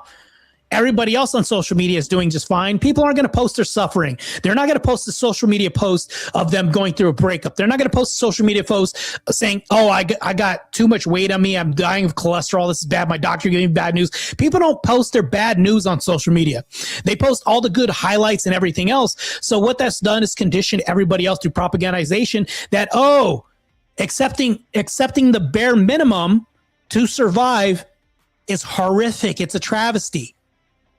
American culture has been warped so bad to where the bare minimum is horrific to people. Social media has done this. So they have a pride problem. Can you demonstrate how they don't have a pride problem when you can go outside and get a job? They just don't want that. Those aren't the jobs that they want. Let's be honest, Serica, you're going to get fucking wrecked. Matter of fact, no, you know what? Do what you're doing, Serica. Let's just keep this up. I implore this, but bravo, Serica. Let's keep on this tangent that you're on right now. You see, the thing about jobs is that unemployment's low, right? Unemployment is low right now. We have a tight labor market. Yeah, unemployment is low, but the complaint rate is high. People are complaining about gas right now. People are complaining about everything else. They're complaining about the economy. They're complaining about everything else. This is even with people with jobs. So you could imagine the people that are having a hard time checking it. Most Americans are $400 emergency away from being homeless. One blown tire away from being bills can't get paid. Things like this. A lot of Americans are going through this. I just got through talking about this oil crisis right now. And Cali's maybe going to be like 10 bucks. I'm just exaggerating a little bit, but maybe like $9 a gallon like 3 weeks from now. Who knows? But when you say unemployment is low, I see a lot of people perpetuating on TikTok and culture and social media. Yeah, it may be low, but I'm getting over on the government. I'm using assistance. I'm using this and that. Government, food stamps, WIC card, everything else. It's great. This culture is celebrated, actually, Serica. How's it not being celebrated? Isn't this tangential to what we're talking about? The culture that needs to be destroyed? Let me stop. I may be giving away the whole game, but I don't suspect he'll do well. But we'll see. I hope he does well in our debate. I wish him good luck. Hopefully he does well. We'll see. So in cities that don't have job creation, you know, like where a lot of black people live, because it's not like companies go and develop there. If you're a company with a lot of money, would you spend billions of dollars developing some new, manufacturing place or just service place, spend tons of money on it to do it in a black community? The answer is fucking no. Oh, so you're proving my whole point. People want to move away from that culture that should be destroyed because it's not financially profitable. Serica, are you going to shoot yourself in the foot like this during the debate? You literally just proved my whole point. When you make statements like, and you're going to argue that black culture should be destroyed, but you're making an argument that corporations should move away from the culture because it's detrimental to their business as a culture, you're literally making my argument for Serica. Crazy work, by the way. I approve. Let's continue. Right? And it's not because they're racist, it's just because it's less profitable. And then what ends up happening is that jobs don't ever get created in black communities that much. So the unemployment. Hey, what's up? Keep on trucking. FedEx Ground laid off 7K Americans for H1B1. Current Ninja people, FedEx owner, ops get ripped off. I wouldn't work there. Yeah. Proving my whole freaking point. And that's the crazy thing about this. He's saying we don't have this problem, but no, people are facing pain in America right now. Even though I don't need that to win the debate or win the argument, this is going to be a crazy debate, by the way. Yeah, notice how I pick these prompts. Blacks can't be racist. Charlie Kirk didn't harm Republicans more than he helped. You know, things like that. Like all these, there's a lot of crazy debates I've done. This is, for some reason, I always get drawn to these crazy debate prompts, titles, like me versus JS on racism doesn't exist. I blew that guy out. No homo. No Diddy, by the way. Crazy debate. Employment in most black communities is low. So when people are like, go get a job, it's like, what job, bro? Yeah. And if that's the case, let's go ahead and follow that logic. If they're saying what job because companies want to move away from this culture, wouldn't that imply that people would inevitably destroy that culture by moving away from that, by not providing any financial sustenance to this culture? Wouldn't it eat itself alive to some point? Which now creates cyclical nature, which is like no money, I live in survival, now I have to rob and steal, perpetual, which creates a culture that should be non-existent and destroyed. And how do we destroy that? By replacement value. I don't want to give away the game too much, but there's a lot in this debate we could flesh out. There is no job creation. When job creation doesn't outpace the local fucking high school graduation rate, you have serious problems. Isn't that a culture problem, Circa? If we have a culture of people that are ostracized because of their behavior, patterns, characteristics, maybe bad habits, whatever you want to call this, a conglomerate of ick that it gives corporations, entities, subsidiaries that want to move away from this by not funding that, wouldn't that kill a culture? Wouldn't that imply that it's destructive in nature to everybody else around it? If I wanted to live in a safe environment and have a nuclear family, wouldn't I want to move into the suburbs instead of the hood? What am I leaving? I'm leaving a culture. You just pointed out that businesses are doing this, which means that that's bad and proves my argument.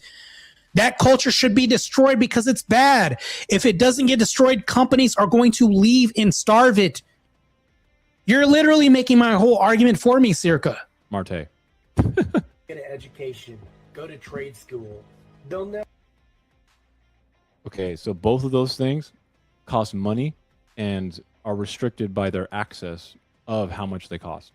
No, they're not restricted by access. I go to diesel mechanic school, diesel tech school right now. Anybody could sign up and say, we can push you into debt. The way that you get out of debt is to pay this off after school. Nobody's denying access financially to any of these trade schools. The industries are hurting so bad right now that they're embracing people en masse to join these schools. Even women are being promoted to get into these schools. This is insane. So K2, keep on trucking. I know you're in the chat. Are the trade industries hurting for people right now? They are. We need trades in America right now. Trades are what keeps everything going. And I guarantee you, the cost of admission to a trade, people aren't going to make into such a hardship because they need them. They're offering scholarships. Matter of fact, I need to go to the student office tomorrow. They're offering me one right now. All this stuff. This is crazy. This is just insane. I don't understand this. The trucking industry is a whole trade in itself. The country is dependent on trucking. Heavily dependent on trucking. K2, keep on trucking. You're a trucker by name. I know this. You're a trucker by trade. The nation thrives on trucking, which is a trade. People want to be barbers. They're not making it outright expensive. The entry level to be a barber isn't expensive. Barber somebody does hairstyle, massage therapy. I went through that school too. I have a license in therapy. They didn't make it such a hardship. I paid off that student loan by the job that I got after I left out of school. So what he's saying, it doesn't make any sense. What he's saying doesn't make any sense at all. Say all this, but they'll never tell you, go get a job. Go get it. I don't know how that would help them. Yeah, getting the thing about jobs is that unemployment's low. Right? Unemployment is low right now. We have a tight labor market. So in cities that don't have job creation, you know, like where a lot of black people live, because it's not like companies go and develop there. If you're a company with a lot of money, once again, that proves my whole point about the culture, but moving on. Would you spend billions of dollars developing some new, manufacturing place or just service place, spend tons of money on it to do it in a black community? Means the culture is bad, right? Why would people want to ostracize a community, right? So either things are built or destroyed. Which one do companies want to do? They want to ostracize themselves from a community, which means they don't want to build upon that community. They surely must be incentivized to do the opposite, which means to starve it financially and take all the profits and move out, move somewhere else. The answer is fucking no, right? The answer is you're agreeing with me, Circa. Good Lord. You're supposed to be the opposition, not on my side, right? And it's not because they're racist. It's just because what did you say in the chat? Cope laugh? Crazy. it's less profitable. And then what ends up happening is that jobs don't ever get created in black communities that much. So the unemployment in most black communities is low. So when people are like, go get a job, it's like, what job, bro? Yeah, proving my point. There is no job creation. When job creation doesn't outpace the local fucking high school graduation rate, you have serious problems. Yeah. Marte. Proving my point. Get an education. Go to trade school. They'll never. Okay, so both of those things cost money and are restricted by their access of how much they cost. That's false. Are you retarded? That's no, you know what? That would be you, not me. I'm actually going through a trade school for the second time. None of that was restricted through finances. Pell Grants, FAFSA, all this. Everybody from a low-income school environment is offered so much opportunity. It's ridiculous, sir. You don't know what you're talking about. This is crazy. Please be as ignorant as you are talking right now in our debate. I beg of you, show up the man that you are to our debate on Wednesday. Yes. You should have an intact family. I mean, stability is good for everyone, sure. Black communities are obviously more poor on average. Socioeconomic conditions are going to run rampant here. If you look at comparable like poor white communities, this is equally the case. Has nothing to do. So K2, keep on trucking. You actually answered. Yes, go into trade unions for better pay and benefits, no school debt, and they teach you how to do the job right. Make about $40 an hour when you should become a journeyman. Yeah, that's what I'm doing right now. There are literally people going to the school right now saying, I'm going to help you out with your school. We'll take on some of the costs. Circa doesn't know what he's talking about right now. Yeah, cringe, cope, laugh. What is it? CDL about $5K by yourself, but some companies will pay to train. Yeah. CDL is about $5K. Takes about a month, but you could do like the 3-month thing. I think if you want to do the longer version of this, it's about a month. And then, yeah, companies will pay this to train you, but you have to like sign a contract saying you're going to be there with them for like 2 years, something like that. Because I've already done like interviews with companies already doing a lot of this. So when Circa says things like this, there's a financial restriction to get into trades. The guy doesn't know what the fuck he's talking about. Let's be real. He doesn't know what the hell he's talking about. I don't know where he gets this information from. This is craziness. With black culture. Also, I cannot wait to ask him this, but does anyone here know what black culture is? Yeah, I just described that. Well, I will agree that it's hard to describe, as one of my chatters said. But one need just look at TikTok, look at the environment, look at stats, look at society, and then also look at how culturally the stigma is, because the whole topic is culture should be destroyed. This culture should be destroyed. When we're talking about the culture, you just made my point for me, saying that companies don't want to build in black environments with black people. What are they moving from, Circa? Could it be a culture? Could it be patterns? Could it be behavior? Could it be traditions that are set, not necessarily in stone, but through patterns of eons being handed down, baby mama drama, whatever this is, all this associated and tangential to black culture that should be destroyed? All of this, Circa? Like all of this. So if we're talking about this, I can give a ton of descriptions about this, but if you ask 40 people, you're going to get 40 different answers. But we can use my definition of what culture is. I have it written down, by the way. Because it's so funny to me to think that like somehow black culture is different than white culture. It is. If you talk about overwhelmingly, for the majority, we all view this as different. There are stereotypes that black culture has that white culture doesn't have. I mean, when we brought slaves over, when he says they're the same, essentially, if people asked you, Circa, they said, well, I'm not going to tell you the race of the person, but they really like fried chicken and watermelon. What did they associate that with? White people? If you say white people, you're either freaking lying to me, Circa, or not. If you say there's a culture that associates the tagline baby mama, what culture uses that and coins that term? Is that negative or positive? You would say blacks. If you talk about certain things like stigmas, things like that, they are not the same. Not the same at all. That's complete BS. Wait, let me, I can't believe you just said that. Family. I mean, stability is good for everyone, sure. Black communities are obviously more poor on average. Socioeconomic conditions are going to run rampant here. He's agreeing with me again. He's talking about the culture to which we both agree on. It's like he's flip-flopping. He agrees with me, then tells me that I'm wrong, which means that he's also telling that he's wrong as well too. If you look at comparable like poor white communities, this is equally the case. It has nothing to do with black culture. You should look for. Also, I cannot wait to ask him this, but does anyone here know what black culture is? Yeah. Because it's so funny to me to think that like somehow black culture is different than white culture.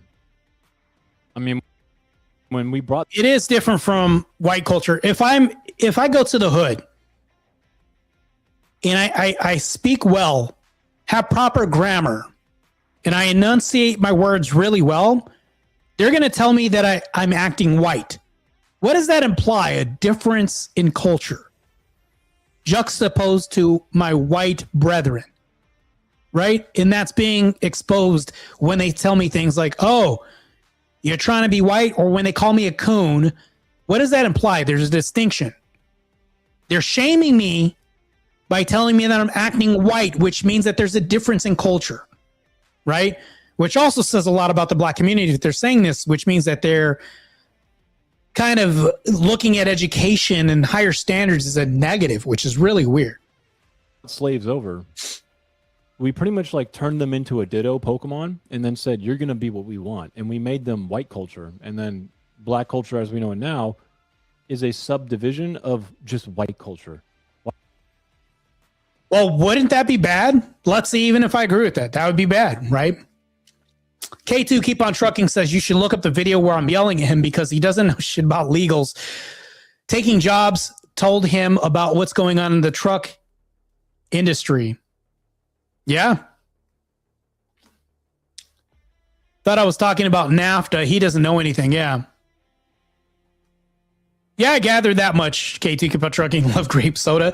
That may be the one thing. We can have things that there's overlap that we like. I don't know if there's one white person that hates fried chicken, but I will say that if you were to walk to anybody on the street and say there's a culture that loves fried chicken and watermelon, most people would not say white or Asian. They would say, oh, that's easily blacks, which means that there's a stereotype, right? Which points to a culture, right? Crazy work here. Why do you think all of them are Christian? Do you think they had that in Africa? Yes, they did. We just had a podcast today about Ethiopian history and Christianity. Matter of fact, let me bring this on the screen real quick. Moses the Black, ladies and gentlemen, a Christian saint.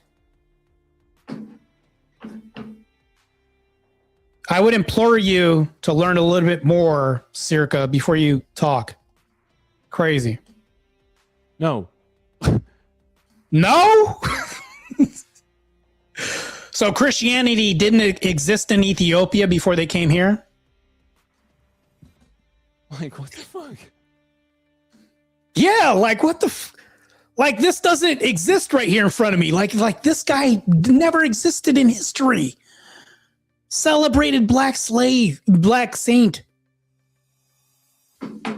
Right, like, you know, good Lord, Circa. Man, I'm going to need some aspirin for this debate, but he's also going to need some Midol. So, I mean, and there's that. Crazy, crazy work, man. Like, we literally brought black people over and we were like, you're black person number 2. No last name anymore. You can't chalk. Every race has done this. They did this to the Irish. They did this to whites. Every race has been enslaved and said, you're Mexican person number 2. You're Spaniard number 3. So what? Culture was stripped away from slaves regardless throughout history. Let's get back to American culture. When I'm talking about black culture, we're talking about today. Kalaka, Shant, nothing that. None of your old gods, fuck them. We like, here's Christian God. You do that. Like black. Yeah, which was everybody's God, not just black's God, or white's God, or Asian's God, or anybody else's. Christ is God to everybody. Crazy guy. Culture is white culture in this country.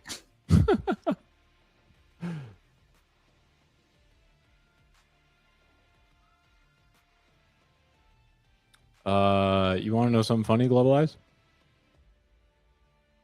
White people have gangs just like that.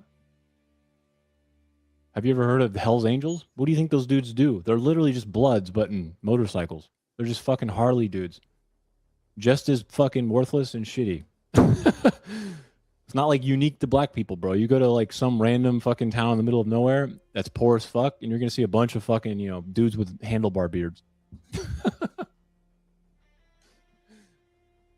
And you know what they do? They run drugs.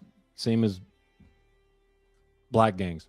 Hell's Angels is notorious for running drugs because when you have no jobs being created, you fucking run drugs. The home ownership. They promise Like, that's just, it's better money. for 200 years they'll have you voting Democrat. They filibustered the Civil Rights Act.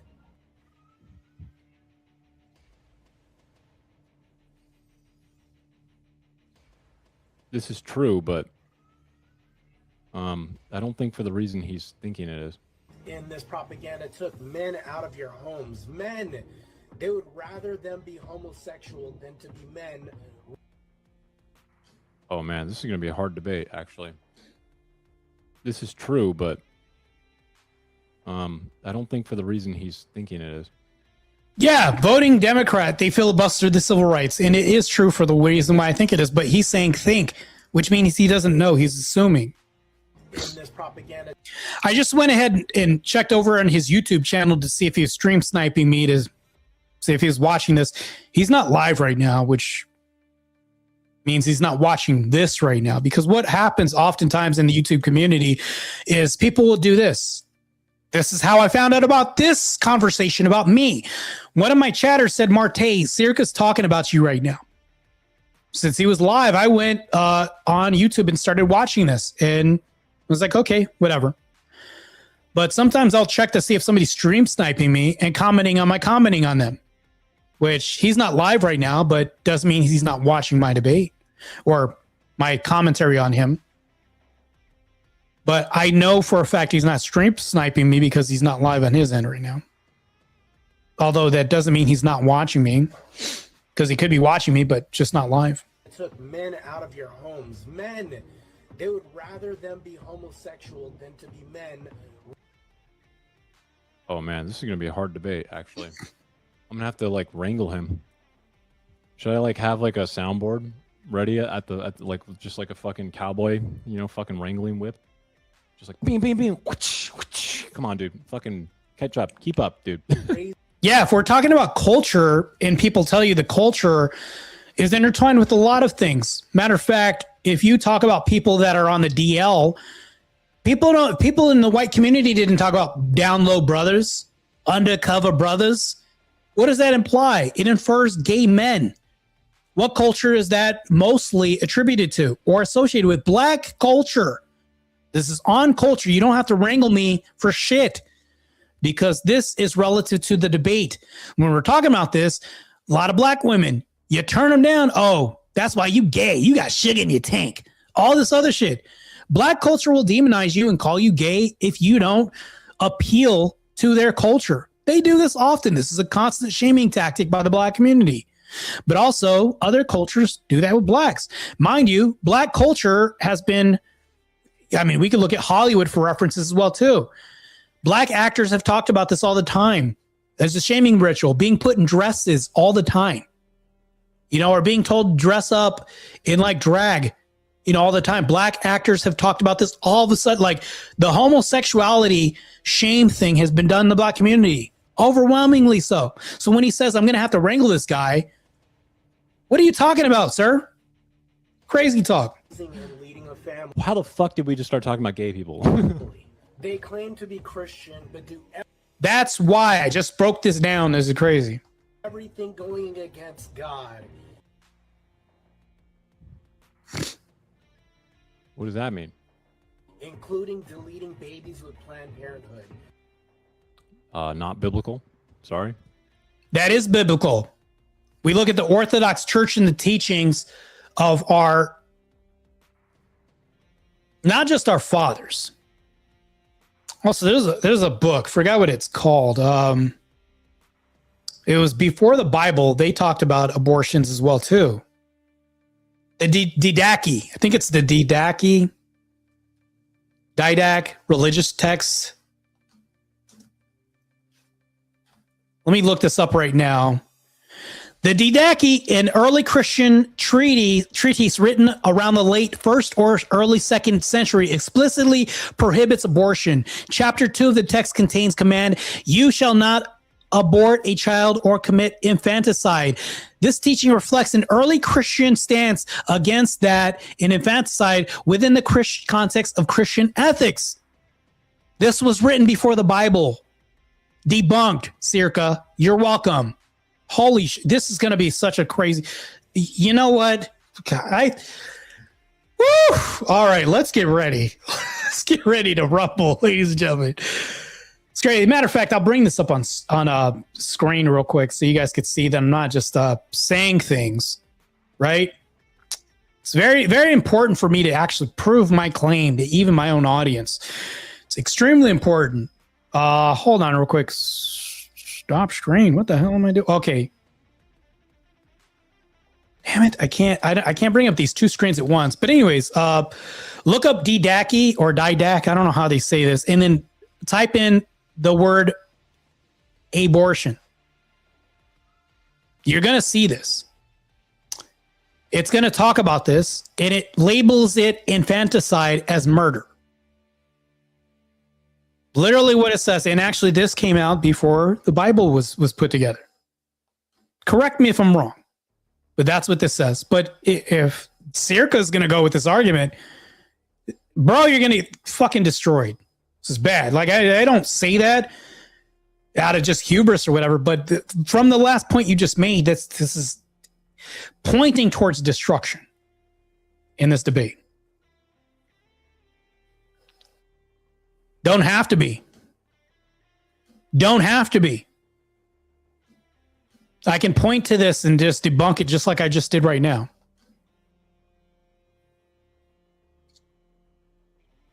Wait, you can be Protestant and care about this. Do you know that there's like 500 different denominations? Some of them do, some of them don't. Yeah. It's not a very compelling point you're making, Circa. There are some Catholics that don't care about this. There are some Catholics that do care about this. You're not really making a compelling point here, Circa. Even if I was, what point are you making anyways?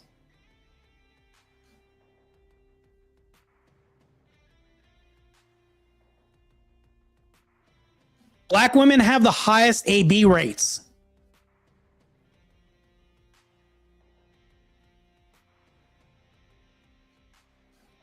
Also, black women, well, let's talk about poverty. Poor people are having more children than the middle class. More children than the middle class. The people with the most abortions are middle class and upper class. So yeah, I wish you could make this argument, which is going to get destroyed as well too. Yes, they're using third party government, whatever else assistance. You know, hey, can you give me $45 so I can get rid of it? Asking their man on the side all this. Yeah, themselves. Who are people forcing them to the clinic? Or are they walking with their two legs or driving there?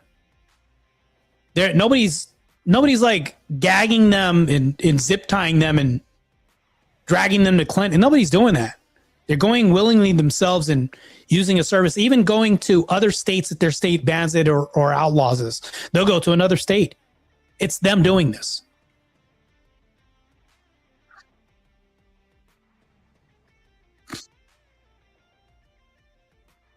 So they can do this regardless. And like I said, I can even say that's a moot point, and I'll even agree with him on this. It still doesn't help him out on his side of the debate.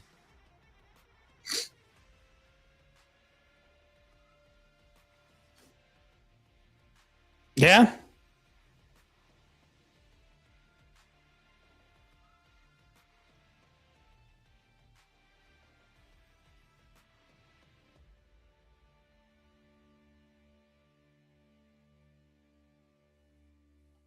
Never said I was a devout Christian or said anything about myself being a Christian yet.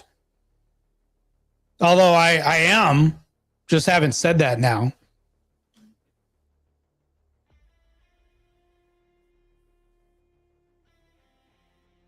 And I'm not proselytizing either. I don't know what he's getting at, but hold on, who taught this guy how to debate?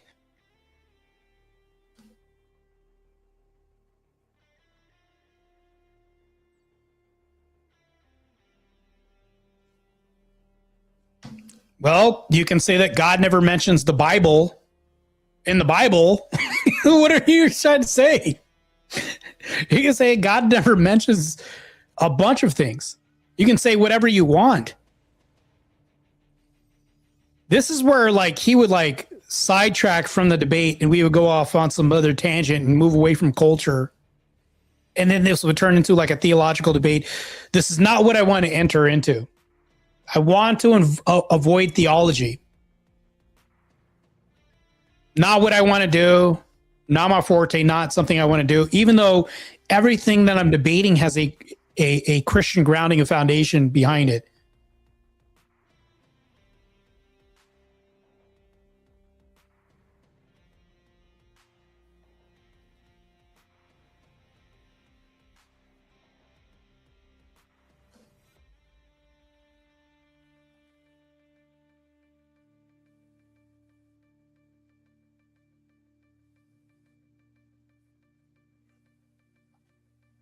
Okay, you can't hear the video? Can you hear me at least?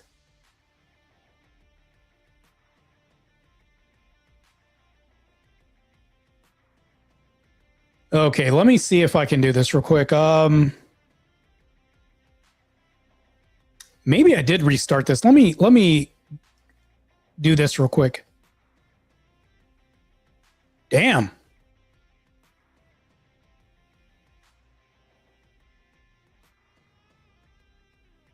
So, Bandit, can you hear me now?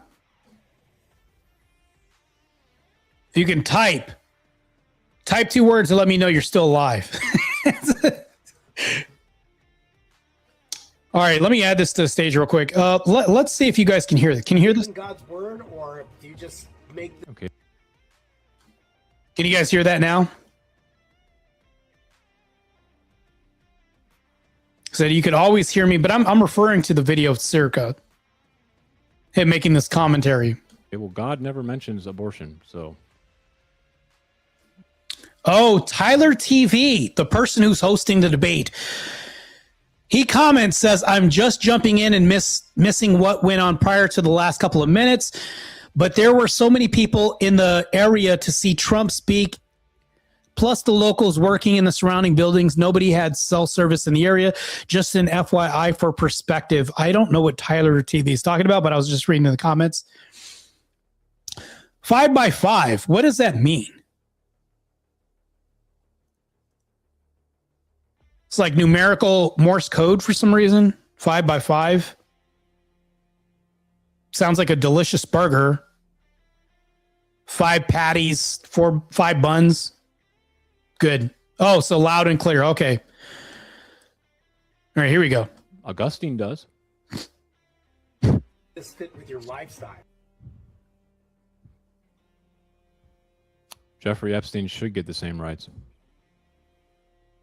But that doesn't mean he can't have them taken away. We take away rights all the time when people do stupid shit. But he should get equal rights, because if you start taking away equal rights because So he's talking to his Twitch audience. I see the you chat think happening it's a right good now. scenario to do that, then what ends up happening is you set up a permission structure to inevitably fuck yourself because someone doesn't like you. So equal rights need to be equally given, or else. So my volume went out for a second and then it came back in. I hate it when it does this. Hopefully you guys can hear him. No one has them. This is why the Constitution gives rights to illegal immigrants, because if there was no due process for illegal immigrants, you know what would happen? The government would just call you an illegal immigrant and give you no trial. Oh, so that's more of like a lingo for like tech speak, meaning like 5x5. 5x5 is about 90 grams of protein. Bannon says, yeah, if you do a mic check and somebody says 5x5, is everything good? All right, you guys are getting me hungry over here because all I'm thinking about is burgers now. And maybe I did it to myself. I deserve it then. And even if you are a citizen, no one could prove it because you had no trial. So have fun. You're no longer here. This was That him sounds like a dumb talking with the chat. End up where he is. It's on me.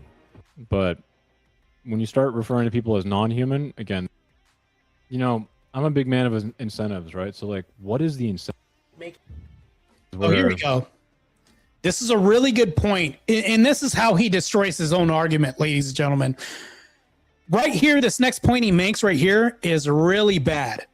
It's really easy to... Like, Circa makes I give him the benefit of the doubt. I think he's intelligent.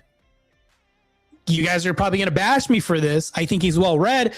I think he's on the wrong side. He's on the stupid side of things. That's the major problem with him.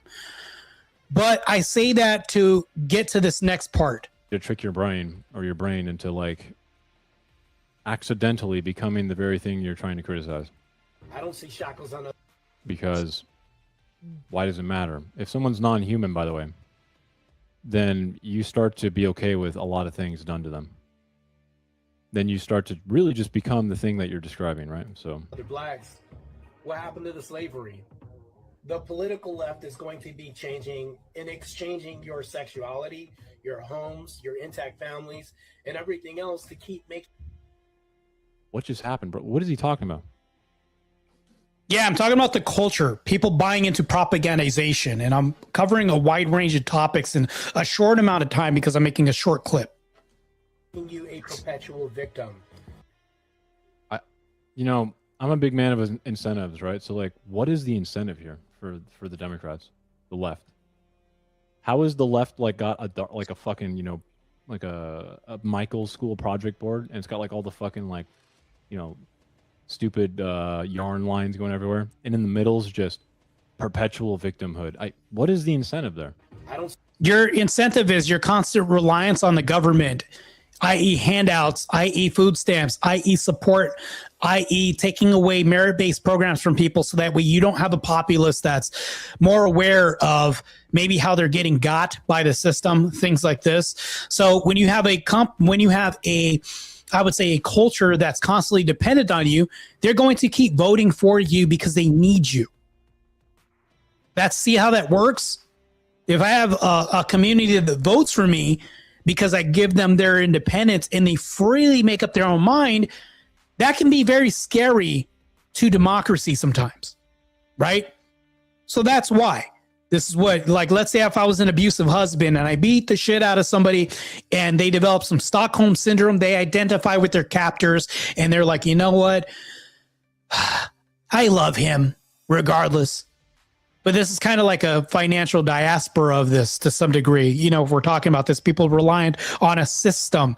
They need this. They can't, they look at merit as slavery. They look at merit in hard work. It's like, oh, that's suffering and punishment. Why should I want to get off food stamps? I'm reliant on this. Therefore, Big Daddy government, I need you. I'm constantly a victim. You see how that works, Circa? Crazy. To literally suck ass forever. Shackles on other black. Yeah, this is the Democratic Party in a nutshell. To suck ass forever. Yes. What happened to the slavery? The political left is going to be changing and exchanging your sexuality.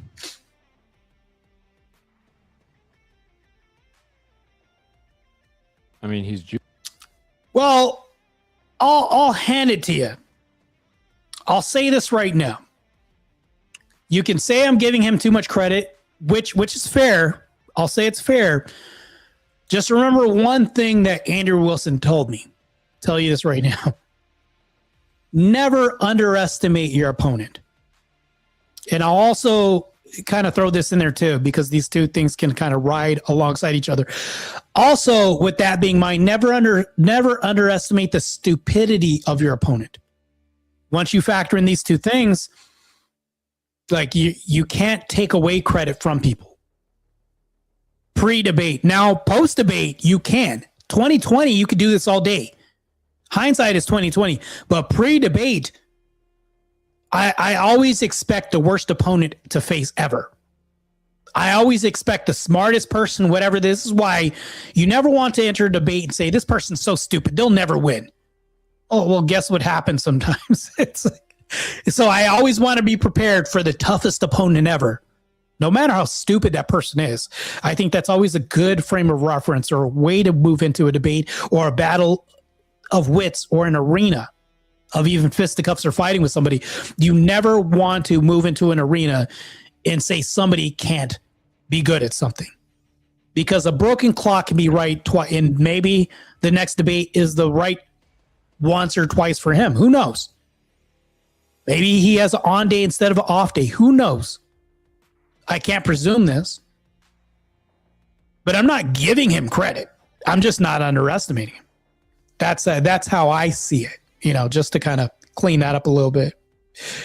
Yeah, this guy, I look at his debates and I'm like, this guy's a freaking idiot. Let me give you credit, K2, keep on trucking. I look at this and say, this guy was an idiot. He made an idiot take.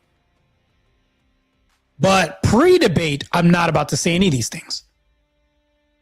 Post-debate, I can say this all day long, right? But I'm not underestimating anybody. That's all I'm saying when I make these statements. Jewish. He doesn't believe Jesus is a Messiah, so to Jews, Jesus is kind of a blasphemer, right? So, I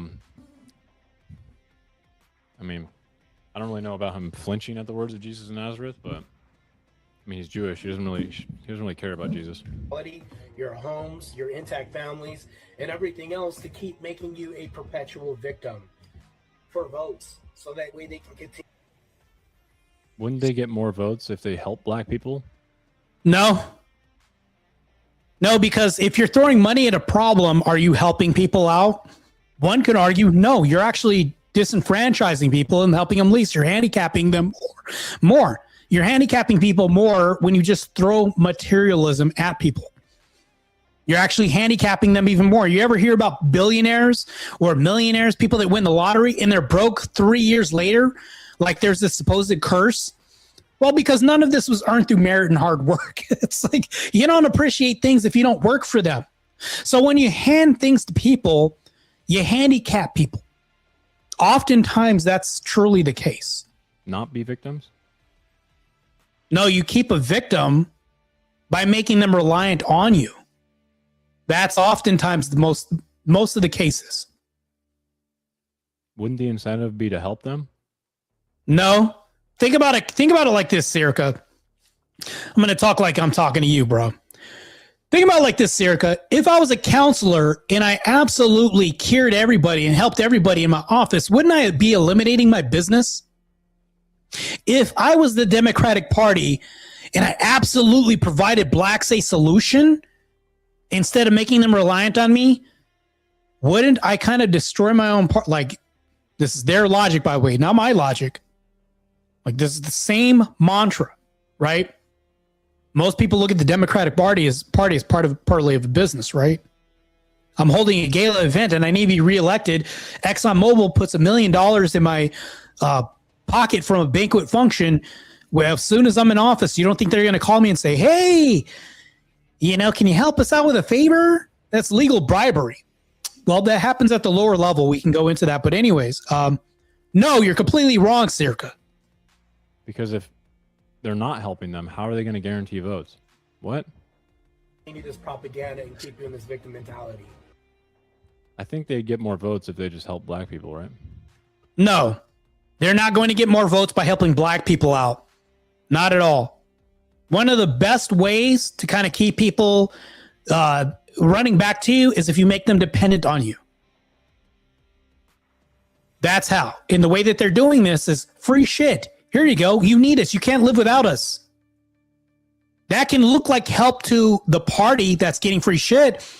But in a sense, making them dependent. Think about this.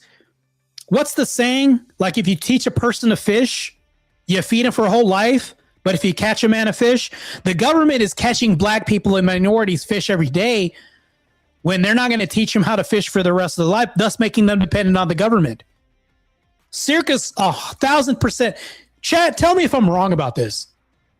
Tell me if I'm wrong on this side of the argument if I propose this to Circa during this.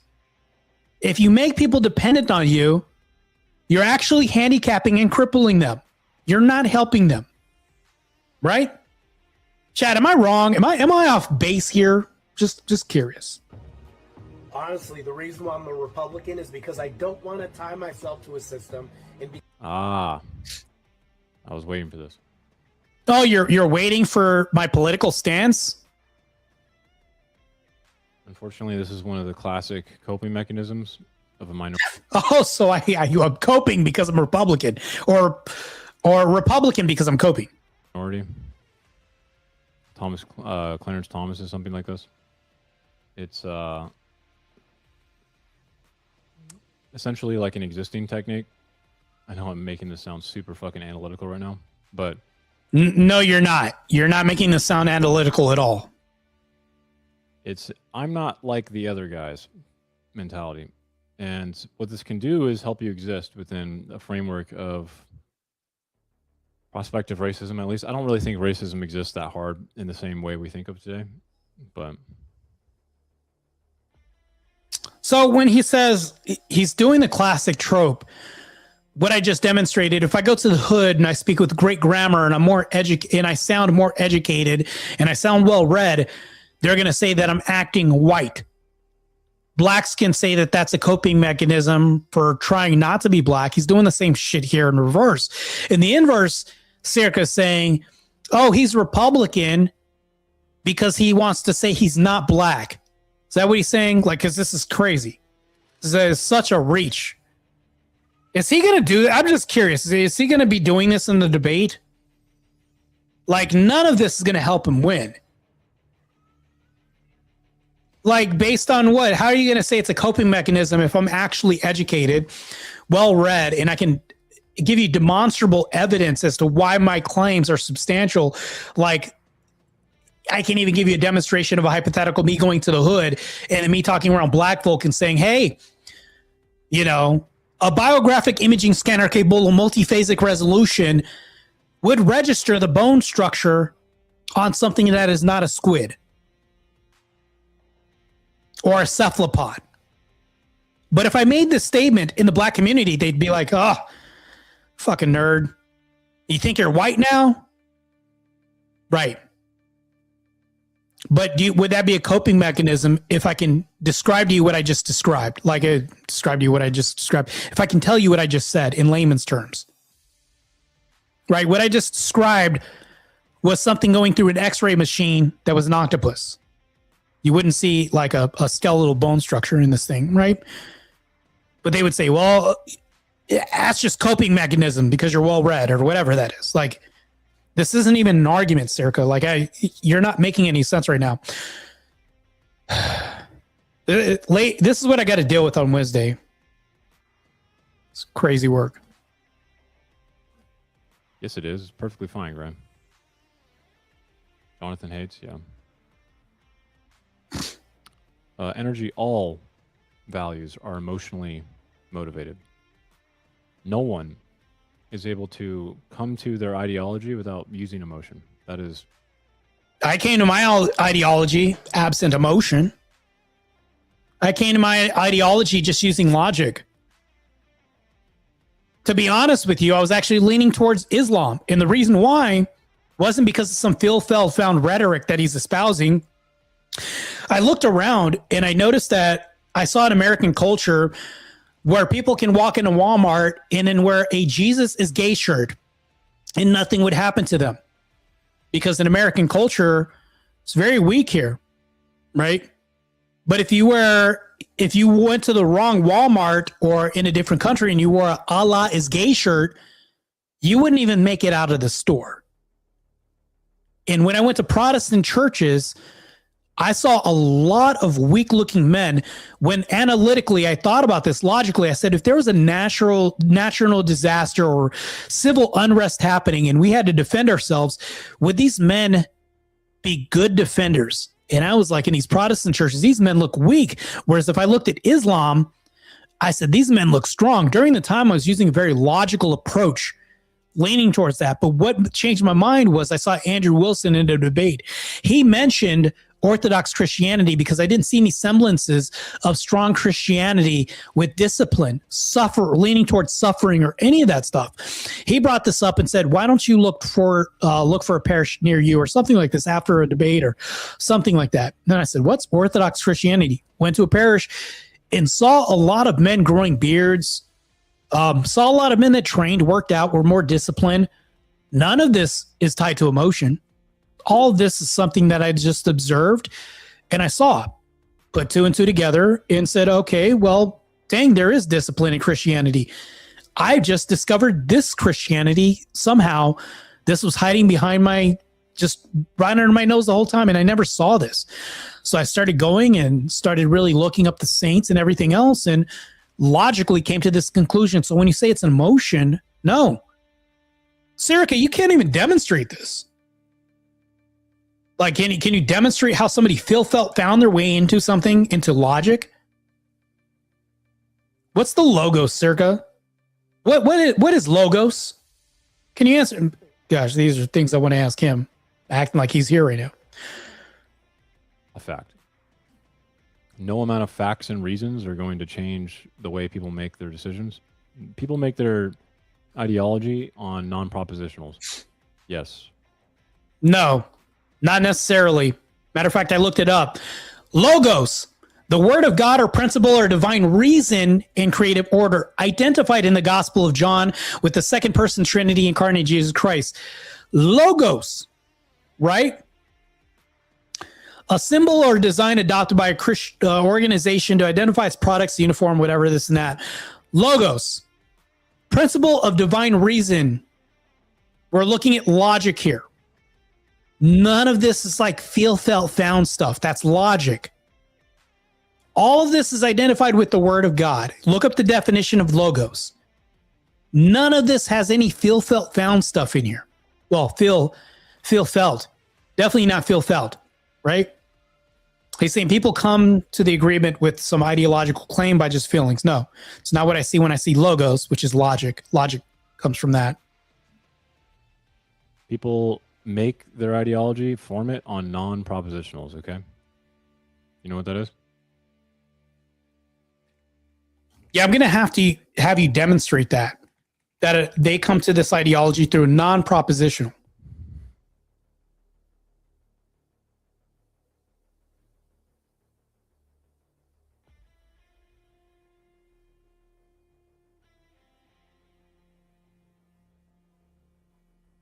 Yeah, he has to look this Emotions and images, rather than logical arguments, shape attitudes. Can shape attitudes. Emotional Notice how he's going to the second definition, not the first one. framing creates a sense of moral weight. Values are formed through firsthand experience rather than detached study, as in experience, okay? Emotional experience. All of these things, everyone's values are primarily going to be formed through non-propositional mechanisms, as in not rational ones, okay? Not logical ones. All right, let's break this down real quick.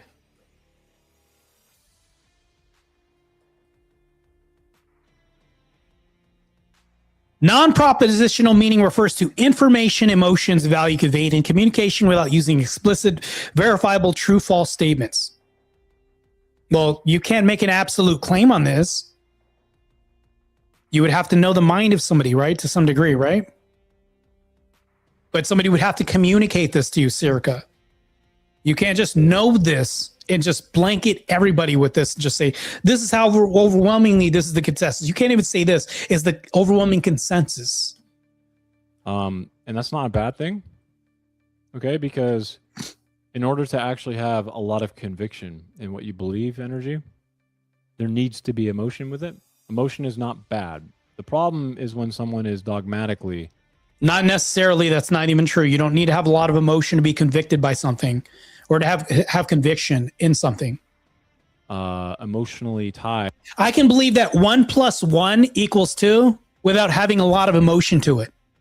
Do I feel a heavy conviction to the outcome of 2 when you put 1 and 1 together? How emotional do I need to be? What's the process of imbuing emotion in this? Or planting seeds of feel felt found in this? Right. Just destroyed your whole premise. Bro, guys, is this what I have to deal with on Wednesday? Man, I'm getting kind of a little bit of a headache hearing this guy. In the face of like direct evidence that contradicts them or something like that. When you become delusional, okay? Become dependent on it. Now, everybody's saying that I hate black people and I rail against black women and always attack them and come for them all the time. That's not it. I'm against black culture accepting less than they deserve. My content is anti-degeneracy, period.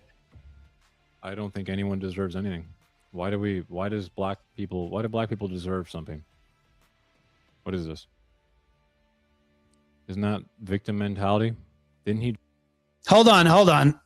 just like bitch about victim mentality and now he's like, No. So this is, he's taking a big L here. Let me go ahead and explain why this is going over his head. I thought he was more intelligent. I thought he was well-read. I was giving this guy all kinds of credit. You know what, K2, keep on trucking. I'm not going to keep giving him credit. I take that back. Big L on me, K2, keep on trucking. He's wrong about this. When I talk about people deserving more than they get, I'm talking about value. I'm making a value claim, but he would never ask this. We all have the same value, right? So there's an expectation of value that we should get.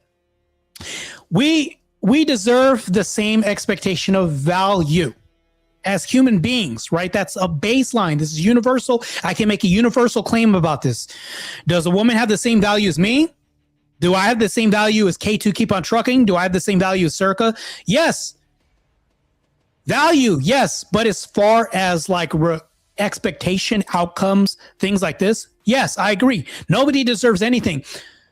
But me saying I deserve more value from being less of a human being or being treated less than a human being, yes, we deserve that. Everybody deserves this.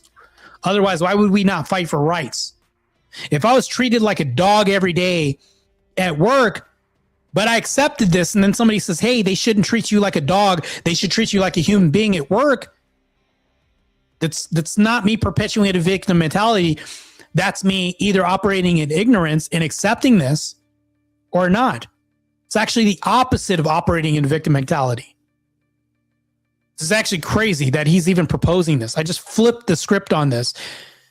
So what he did was just make an ass out of himself here, right in front of you guys. Crazy. Like, we deserve more. Buddy, can I help you find dictionary so we can... Yeah. We'll find a dictionary. I'll destroy you with the dictionary. People complain about me like they're all one time you used ChatGPT. Now sudden the next time it's going to be like, you used a dictionary. You cheated. Hey, Circa told me to look at this dictionary and I used that to destroy him as well too. It's like, bro. Learn words and form a cohesive argument right now, please. For the love of God. So honestly, I haven't even, none of this you can even say was an argument. I was just making social commentary, right? I would understand if I was in a debate. Mind you, he's not reviewing a debate. He's reviewing just me talking about my viewpoint on a social issue. One could say it's an argument. One could not say it's an argument. I feel like this shouldn't be going over his head. if you're fighting me, you're fighting your own. Exactly. I mean, if you're saying that you deserve more than what you're getting, that is definitionally victim mentality, bro. No, it's not. If we're making a value claim, that changes the game entirely. You're talking about deserve, meaning like money or materialism or something else like this, something that's tangible, whatever this is, or even treatment, right? I'm talking about value. I don't mention that in the video. That's what I mean. Value. We're equal value, not equal in function, duty, whatever else that is. That I agree with you if you say we don't deserve whatever, right? But value, we all should be treated like human beings, you know, absent a crime or anything like that. And I'm talking about the bare minimum value. No one deserves shit, like you just said, Lewis. Best interest, because my eyes are open and I see what's about to happen. I think a lot of people are going to shift over to the right in light of recent events. Oh, they already did? This video is a little late. I made this video last year, by the way. Remember I said I uploaded this? It was on my Instagram and I just said, hey, that was never put on my YouTube. So I put it on my YouTube recently. So then he's saying, you're late. You're of course. Yeah. You think, okay, black people were obviously not going to vote for Kamala in the same way they voted for Biden. And that's in light of the fact that she has dark skin. Black people are somewhat traditional in their households. When you say traditional, what do you mean by traditional? There's black traditions of baby mamas being passed down to future generations of single parent homes. Yes. Almost damn near every culture has some type of tradition in relation to their culture that they pass down.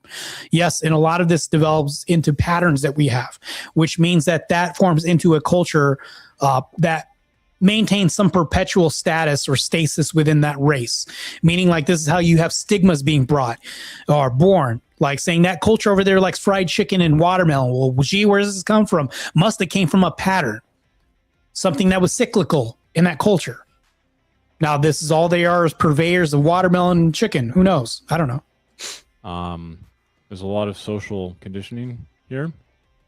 It was really bizarre to think that like black men would actually vote for a black woman for president, right? So he's a little late to diagnose this. I guess, why doesn't he just say that I am analytically looking at the past instead of predict? Because I don't know how to tell him this, but like that already happened. Trump won. Yeah, nobody's making that argument. Mark Tate pulled the Elfluence card today. Hey, you know what? I'm still not going to underestimate my opposition. I'm not changing that stance. I'm just saying that, you know, if I ever implied that, that's not what I'm saying. Is like, I'm not giving him any credit. I'm just saying until the debate, I'm just going to assume the worst opponent ever. I'm not changing my stance on this. Daniel Ramirez, you're making me really hungry right now. The melanin in me is strong and craving some fried chicken, grape, and watermelon. Very delicious emoticons you're showing right now, emojis. And I hope you guys can.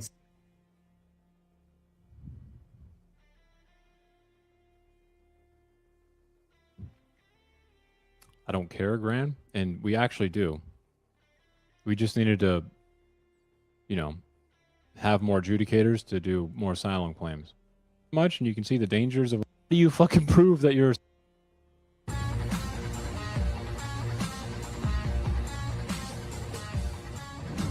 Oh, now he's not going to bob his head to my music.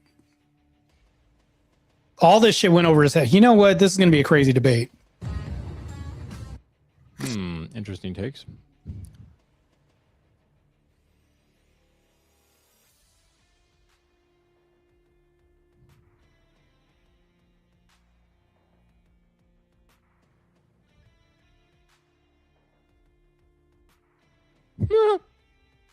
It's a vigilante.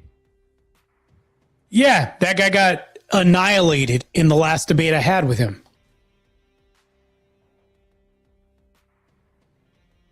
Where is?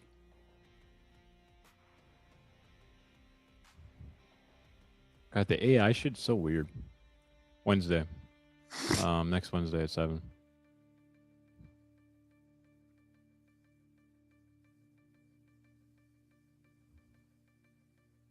Yeah, somebody was asking, when do you debate him?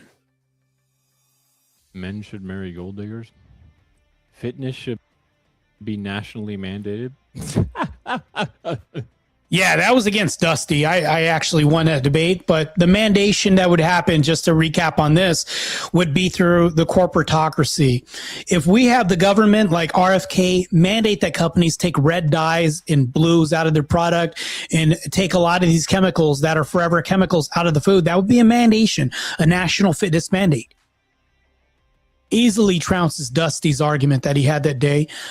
While you can't mandate people to do this, to work out and train, you can definitely propagandize people to do this. But I never got that far into debate because he pissed me off so much, which the first time in a debate I ever got pissed off was with Dusty, where I was out of my element and I was actually upset with the guy. It's really hard for me to get upset. Dusty managed to troll well enough to where he got me upset.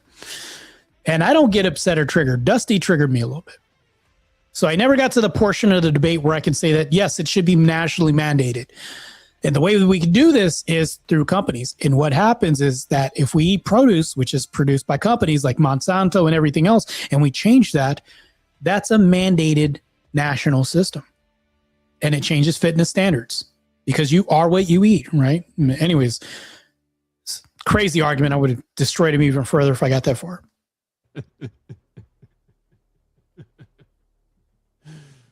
Holy fuck, bro, I'm dead. This guy, Marte.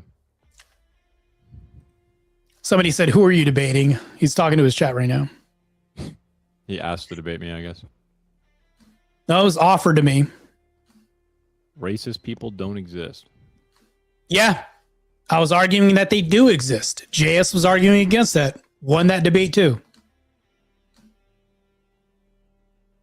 What in the fuck?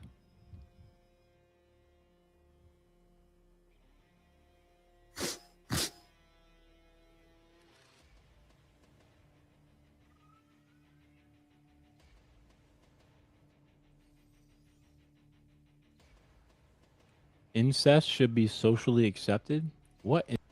Yeah, that was the Menard debate. Won that too. Won that. Menard got destroyed in that debate pretty bad. In the mother of God? What is happening here? You mean all these W's I've been collecting on my channel? It's all these damn W's against these fucking losers, against these liberals and Islam, psychopaths, crazy people.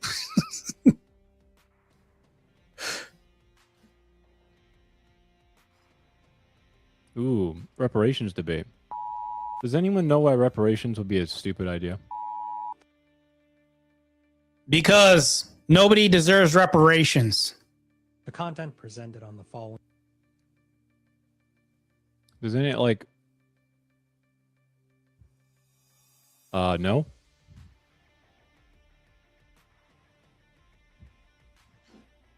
I guess you better hope that somehow the lawyer can.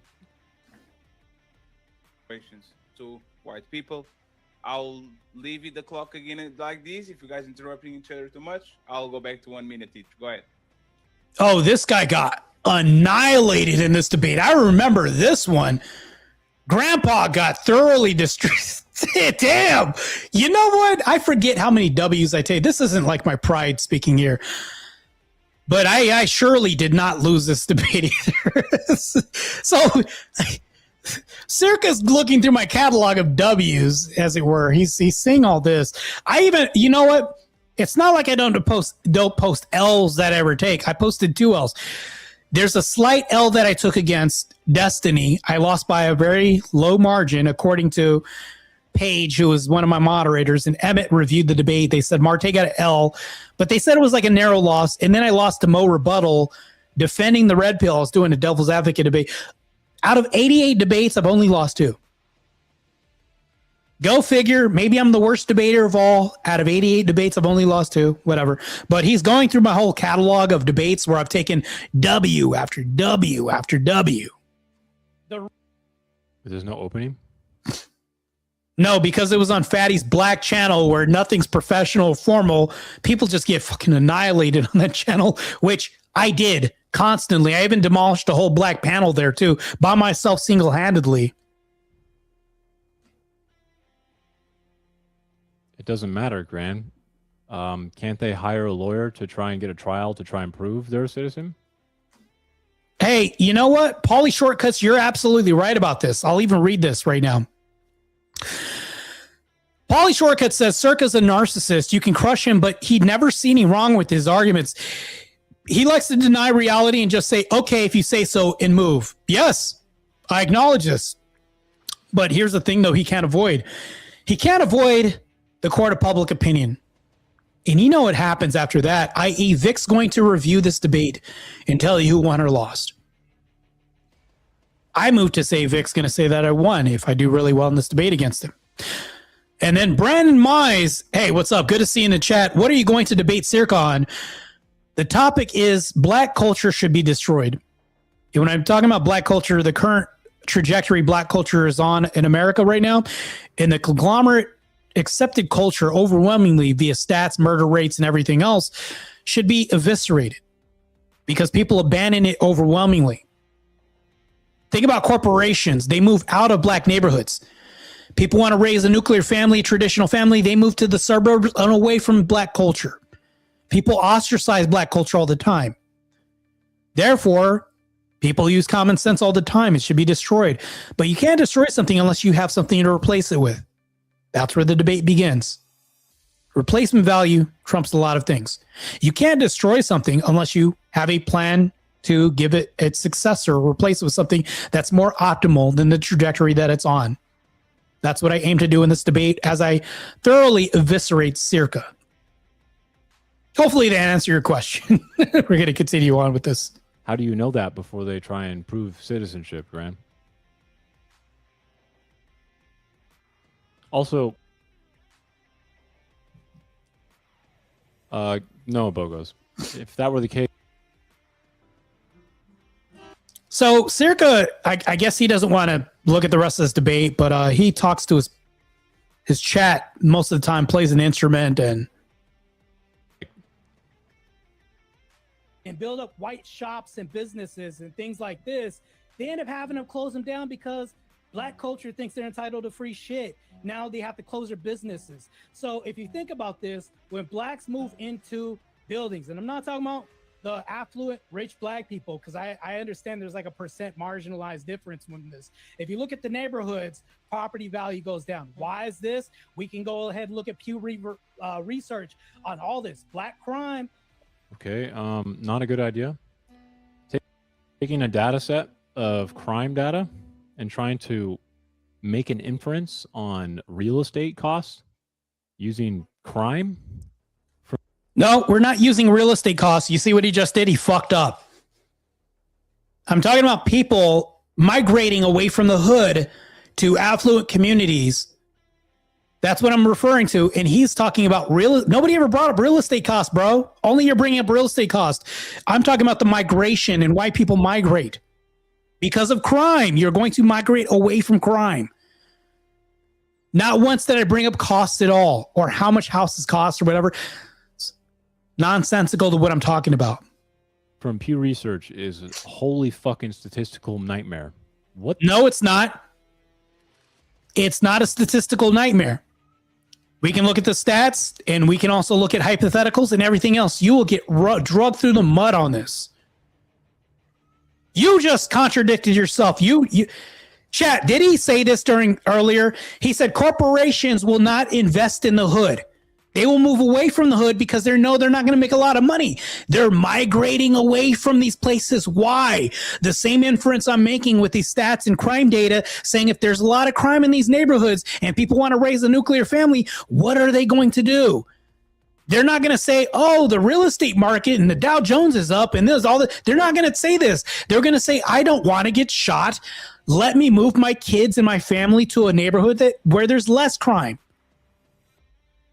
I don't need stats and data to even explain how common sense this is.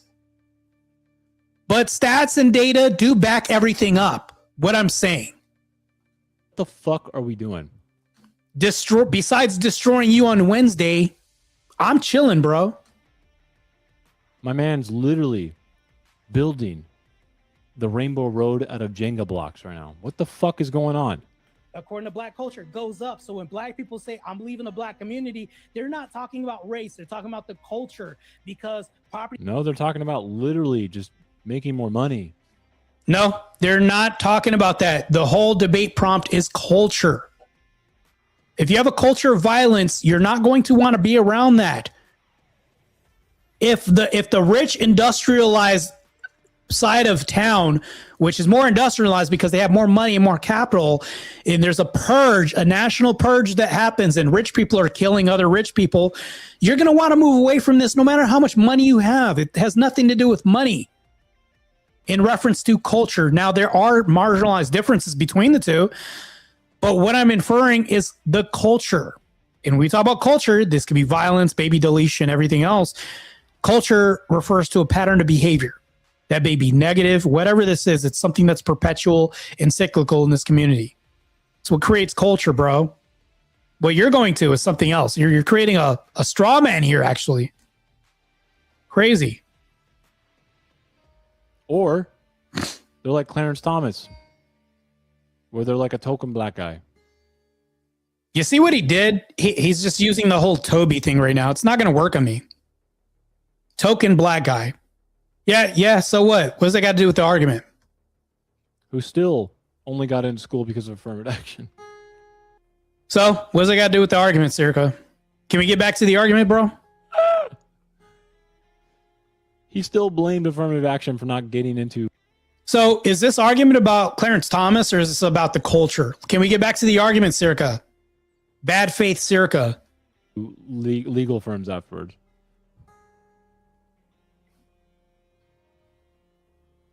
We don't have 40 million people in this country that are illegal, you idiot. Maybe if you learned how numbers work, you wouldn't be saying that. Well, that's not even close meaning real. Who are you taking tax dollars from? We have an immigration policy that has in the past administration has allowed people to come in. You're going to make them pay for reparations too. This makes no sense. It's such a convoluted thing. Matter of fact, I'm more leaning to nobody should get reparations. But if you want to fight for reparations, whites should. Is this an open? Yeah, nobody should get reparations, like I said.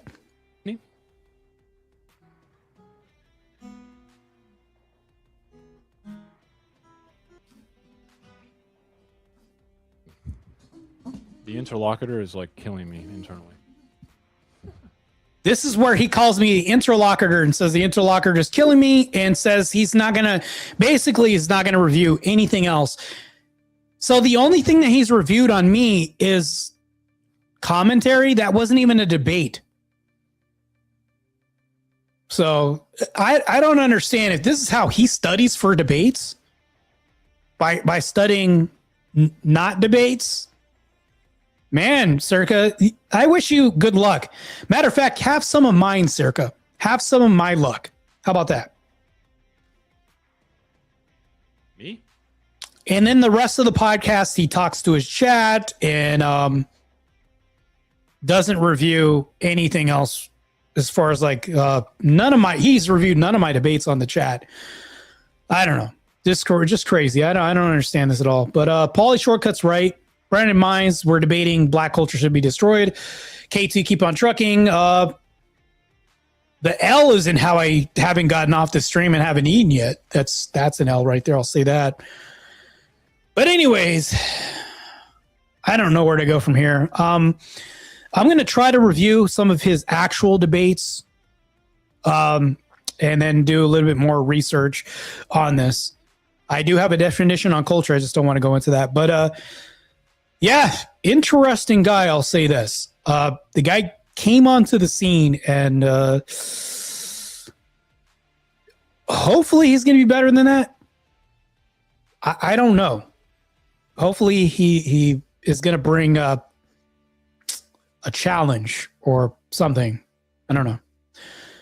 But yeah, anyways, I'm out, man. I gotta somebody put a burger on the screen. 5x5. Damn, Paulie Shortcut's killing me, bro. Now I'm really hungry. About to go eat some food right now. Drink some cold ass water, refreshing water. Talk to you guys later, man. See you guys next time. Christ is God.